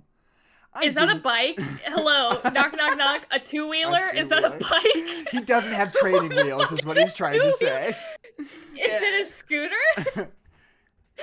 I didn't even bother to drive into the garage. I just jumped off my bike and threw it on the lawn like they do in capital T those shows. Those shows, like Stranger those Things? shows. I guess. Those shows. I ran into the house. I can't think of any other shows with bikes. I ran into the house and I popped that sucker into the Nintendo 64. Okay, wait. Don't you think that if you were like, this is a real signed thing, wouldn't play it? Also, do you think this is like when I first got a Twitter when I was in school and I thought that the real, like, Louis Tomlinson followed me on Twitter, but it was someone's Twitter account that's right. I was like 12-year-old was like, One Direction! It's really my 4-person Twitter. How did they know? How did they find me? Right. Okay. Biggest fan. So he's popped that sucker into the Nintendo 64. Did. I put on the play button and got ready for a special treat. This is when I first noticed that something was wrong. When I put the cartridge in, I felt it lock in, and I never noticed other games do that before. I tried capital T taking it out, but it wouldn't come out at first, capital S, so I figured that air was a little piece of plastic sticking out, but I just let it slide. I want to be clear, he's replaced the word there with the word heir, H-E-I-R, as in, like, heir to the throne. It's just important. Okay. Perfect. Maybe there's a reason. So I just let it slide. So I turned on the game, and there it is. The old logo I used to remember a year ago when I was 2,1. Let me take that again. 1? A year ago. The memories. So I turned on the game, and there it is, the old logo I used to remember a year ago when I was 2,1, period. I have absolutely no idea what that's supposed to mean. Maybe trying he's to, like, 3 years subtly, old? like, describe the character. Or maybe he's... Is he or 3 maybe he's years 22. old? Yeah, maybe this is like a Flowers of Algernon situation where Maybe. you're It's just like I writing. think that's what it is. Yeah, you're writing for like the context of who your character is. I He's guess so. Years old. Okay. Yeah. The DK rap began playing, but something was off about it. The lyrics were jumbled, and their eyes were glitching up, but I just shrugged it off and pressed start, ready to relive some of my childhood memories. I looked past... A year ago. They got it. These creepypasta people, like, just stop playing games that aren't working. Right. Like, why did they, they're like, I'll just soldier on, even though nothing happened. Keep going. How can you not write this? How can you write this creepypasta and not include the cursed DK rap lyrics? That's what I want to know. That's what I'm here for. Okay. They're like, it was the DK rap, but it was scary. I'm like, for the love of God, tell me what was scary about it. But it was in a minor key. It was inverted. Okay. It was inverted. Okay. I looked past the DK rap and said, time to play my favorite game. I say that every time I play my favorite game. I say that too. Time to play my favorite game. I started a new file up, and usually when Donkey Kong sees a banana, he says, ooh, but he didn't this time. He said, ooh, but it sounded like a little boy screaming. Oh, sorry. This time it said, ah! But it sounded like a little boy screaming. Diddy Kong sounds like anyway. So it really do be like that. I couldn't make it out all the way, but that's when I turned around and saw my mom in red face paint. Blood? Knocking my mother off, she was being a goof like usual, period. I started it up, and it's just how I remembered it. The pan in with the bird. You know the rest. So, okay. Multiple observations. I have no fucking clue what's going on. So, first of all, he looks around. I assume he looks around, sees his mom standing in the doorway in red face paint, doesn't say a word, thinks, that's goof. Just my mom being a goof, and continues to play his video game. Second of all, I do appreciate that this guy has the foresight to just say, you know the rest. And, like, I never played Donkey Kong 64. I don't know the rest. But you know what? This is certainly better than the Pokemon Snap one, which did not assume I knew the rest. Too many details. Yeah. They had to explain to you what a Pokemon was. Right. They didn't think you knew. They said, Pokemon, by the way, invented in the year. Shigeru Miyamoto, by the way, if you don't know. Pikachu is a little yellow man, and he has red hair. Okay. Cranky Kong told me to get the 3 barrels so I can learn the basics. Climbing, breaking barrels, and jumping. It's really scary. But something strange happened. After Cranky told me my mission, the barrels were nowhere to be found. I looked everywhere, but I couldn't find the barrels. Confused, I entered the banana horde to find something to do. I assume this is something from Donkey Kong 64. Banana horde. Everyone knows it. Right. Casual. Dude, the banana horde. Continue, please. As one does. After entering the banana horde, I noticed that the screen was a lot darker than usual.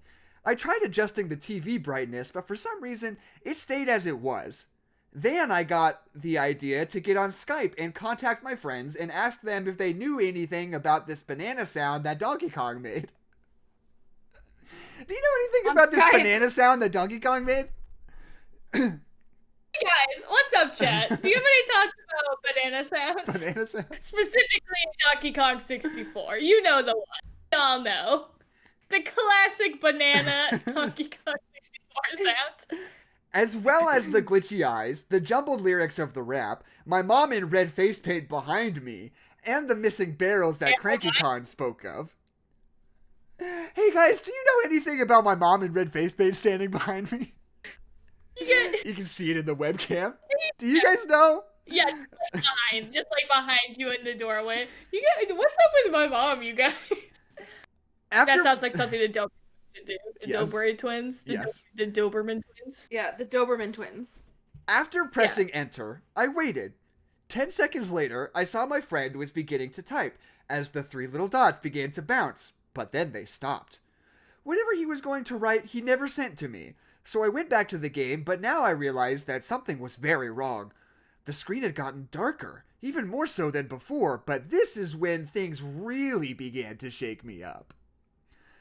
This is where it gets weird. I looked into the corner of the screen and I noticed something was happening, so I made Donkey Kong walk over there. To my utter and complete shock, a 3D model of King K. Rool started rising out of the terrain, but he had no textures. He was purple. He faced my character and had no animations. He was just T-posing. He slowly moved towards Donkey Kong. He slowly moved towards Donkey Kong. This orange justicing! Sorry. He slowly moved towards Donkey Kong, and I made Donkey Kong run the other direction as fast as I could. I watched in terror as my favorite monkey hero got torn to shreds while screaming in agony. I couldn't... Is that the real Donkey Kong? I couldn't real help... Donkey Kong! I couldn't help but cry a little. Oh, fuck, I lost my place. I couldn't help but cry a little. I listened to Brother Bear in the car. Jesus. I couldn't help... when Donkey Kong gets murdered in front of me, Kezia. God. Okay. My childhood hero. Donkey Kong. I couldn't help but cry a little as I saw Donkey Kong's ribcage burst open by King K. Rool's claws. That's when I saw it. I screamed, I turned the game off, and I started it back. Donkey Kong's organs? I reset the game, I tried pulling it out, but I couldn't, so I decided to give it another go. All that appeared on the screen... Give it another go! All that appeared on the screen was a photorealistic dead monkey with flies buzzing around it. It looked like someone had really killed a dead monkey and put a tie on it. It looked like someone had shot Caesar. And put a tie on him. And I didn't check. And put a tie on it. And put a tie on it. I didn't know what to do. I grasped at my heart, but it began to beat faster and faster.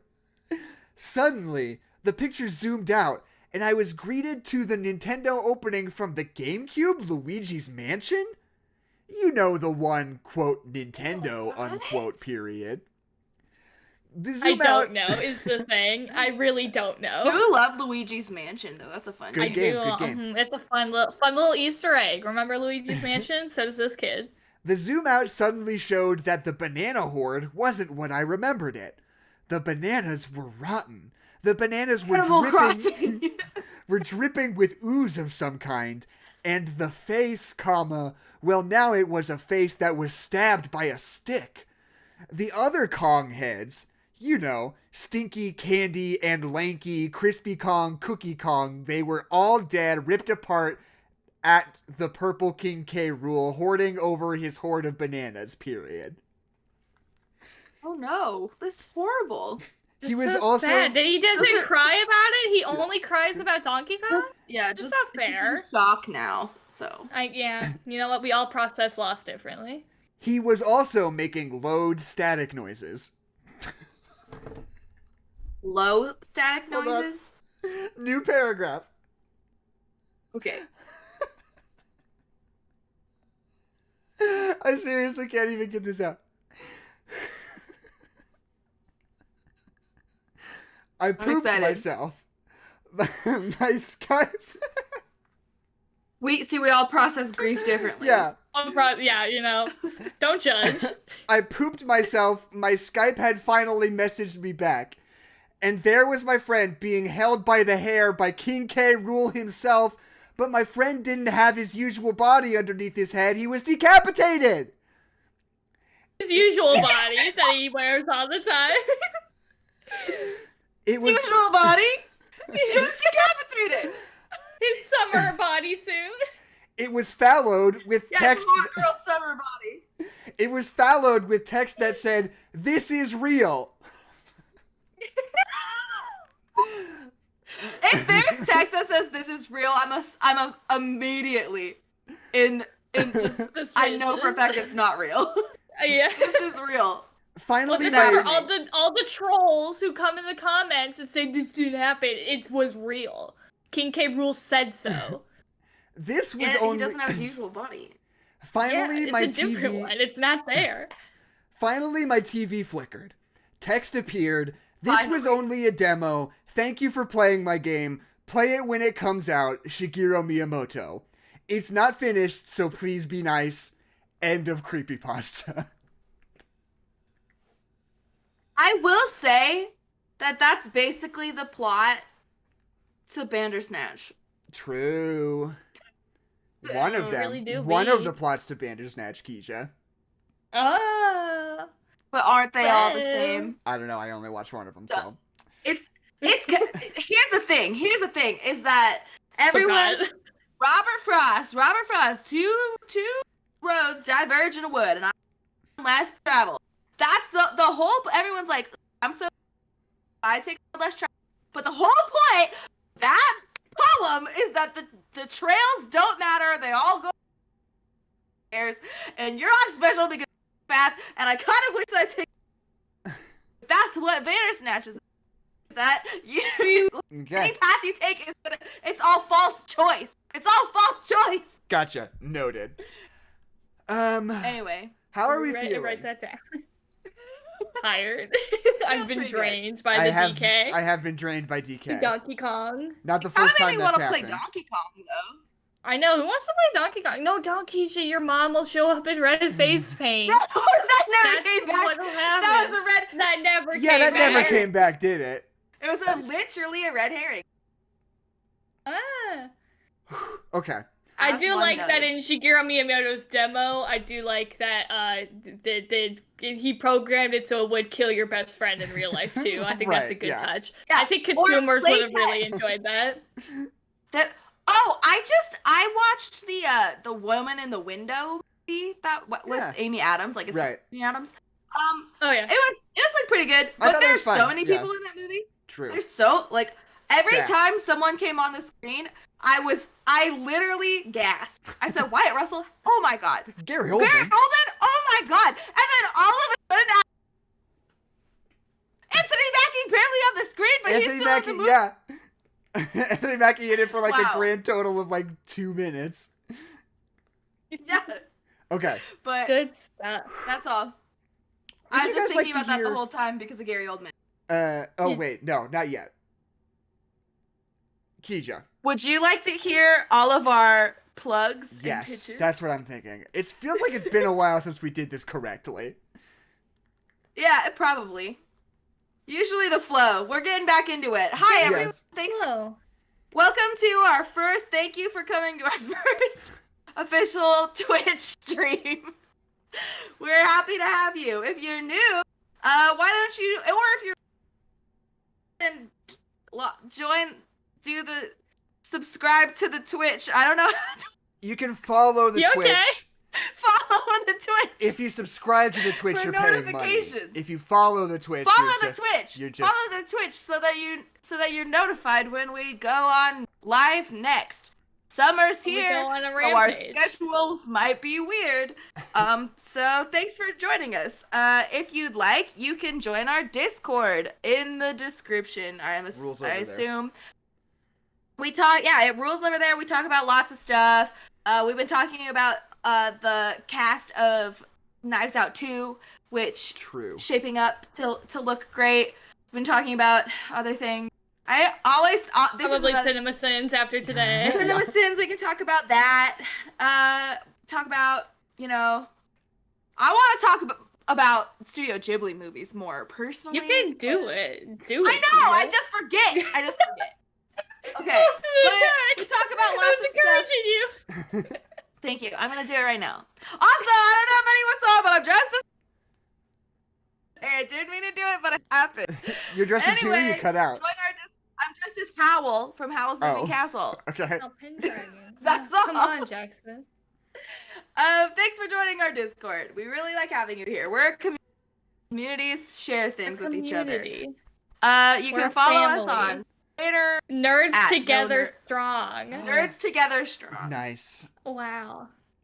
That's a good just right a good there. cinematic twist. All right. You follow us on Twitter at NoPod. You can follow Jackson at Jackson. You can follow You can follow Adeline at Hollaback Horse. And thanks for the memories. Yes. I don't have a Twitter. I'm on TikTok now. Also, you can follow me at Jackson's on Jepperpack. TikTok. You can follow my TikToks. I'm also on TikTok. I don't make them, but I'm there. I've been making them. There. You can follow me at Jepperpack on TikTok. It's good over there. I will say that when Vine existed, Jackson made really funny Vines. So I'm sure that the like some of my favorite ones, I still subscribe. Like the one where I eat some Pez out of a Pez dispenser. That was a good one. I liked the dogs aren't real saga. Whenever you'd see like a dog or like a picture of a dog, that was pretty. No, because the bit was I would walk by a park and there would be a picture of a dog with like a slash through it as if to say no dogs allowed, and I would video it and then I would say dogs aren't real. And yeah, that's funny. So that was good. That was a good one I did. Are those archived? Could I still find those, or are they lost to history? Somewhere. Well, okay. I thought they were lost to history, but then a couple who was like, Kezia, I found your Vines, and I was mortified. Yeah. Not that they were bad, but I was like, oh God, please don't. Don't look. They might be out there. Hey, looking through your trash to find your Vines. Challenge for you. Try and find Jackson's Vines. Yeah, try and find my Vines. Find them for us. I want to see them. Yeah, I was about to say, do us a favor, fans. So would you guys like to hear a 1-star review of Dawn of the Planet of the Apes? I would. So this person... Cinemasins? No. This person gave Dawn of the Planet of the Apes 1 star.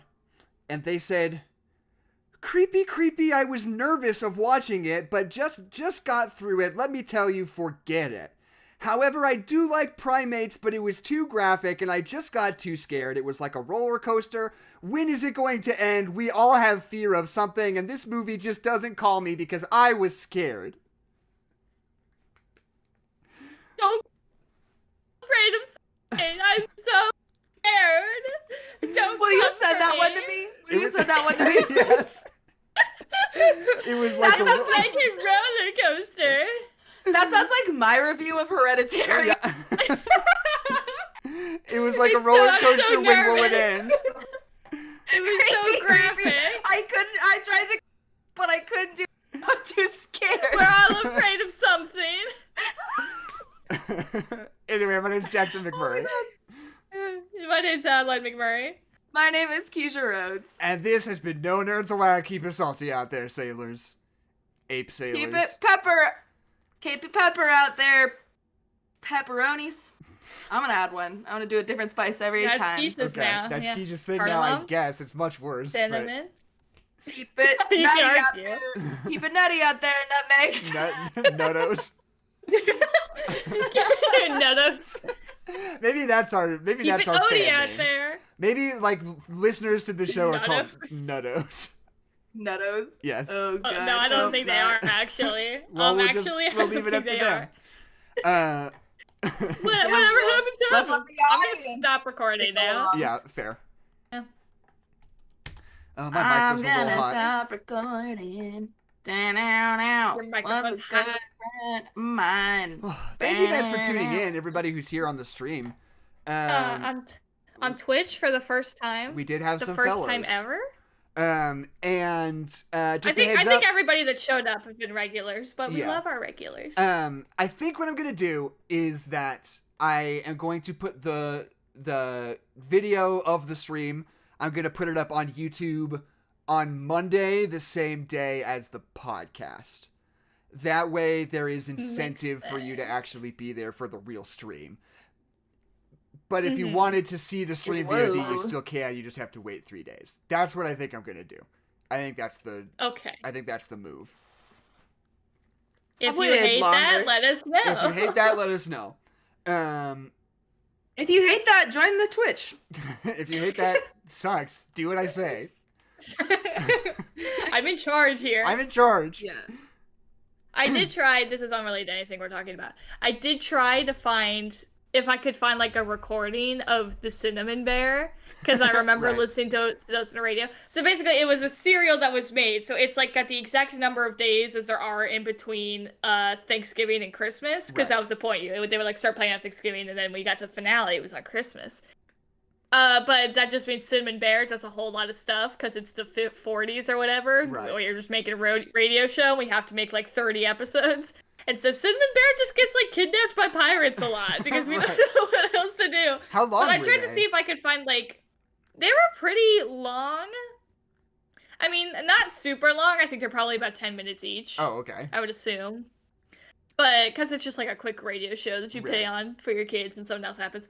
But I tried to see if I could find like a vinyl of it, because I thought that would be like awesome to get like somebody. I think we've looked it up. Well, no, I could only find CDs of it. Oh. And I was less interested in that, because nobody wants a CD ever. Ever. Nobody ever wants that. Bye, Keisha. You think you should just leave? No, she just let her knock out. Okay, so you guys won't be able to hear this, Adeline and Kezia, but the chat's going to be able to hear this. I'm going to play the intro to the Cinnamon Bear. The Cinnamon Bear. The Cinnamon Bear! And here's the Cinnamon Bear. There it is. That is it. And here's the Cinnamon Bear. That's what it sounds like. A bear. Bear. Yeah. It's good stuff, though. I remember he's like in an attic and he like meets some kids because they're looking for the star. Oh, they're trying to get the star. The Star of David or Christmas, whichever comes first. Mm-hmm. Whichever comes first. Okay, are we good? We seem tired. We're good. Yeah. I don't know if we have. I accidentally poisoned myself this morning, so I'm a little. It's just one of those days where I had to be on a computer screen for a long time again. Yeah. But it's okay. It's just one of those days you don't want to wake up. Turbid? Am I right? What are the lyrics? It's just one of those days. You don't want to wake up. Everybody sucks. That Limp Bizkit song. What's that Limp Bizkit song? Yeah, no, I got you. Why? No, that's not Limp Bizkit. Come on. Are you sure? I know. Did you check? I know. Lit though. Lit is my favorite band. Lit Bizkit. I'm gonna probably crack open Logic Pro and do a mashup of that song and some Limp Bizkit song called Lit Bizkit and put it on YouTube right this second as soon as we stop. Just a heads up. All right. Okay, cool. All right. Everybody look out for that. That was my sister and I. We one day last year decided that we didn't know all the words. We only knew the part that goes, "Please tell me." Right. Like everyone knows that and nothing. And then we just listened to it for and now I know all the words. It's a good song. You know what? It is a good full song. Circle. It's a good song. You know what?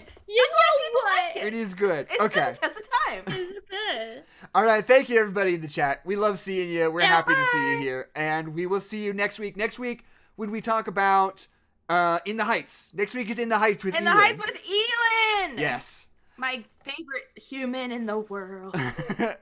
So that is all. And we'll catch you on the flip side. And I need to make sure I'm actually in a place where I can press the stop streaming button before I start winding up like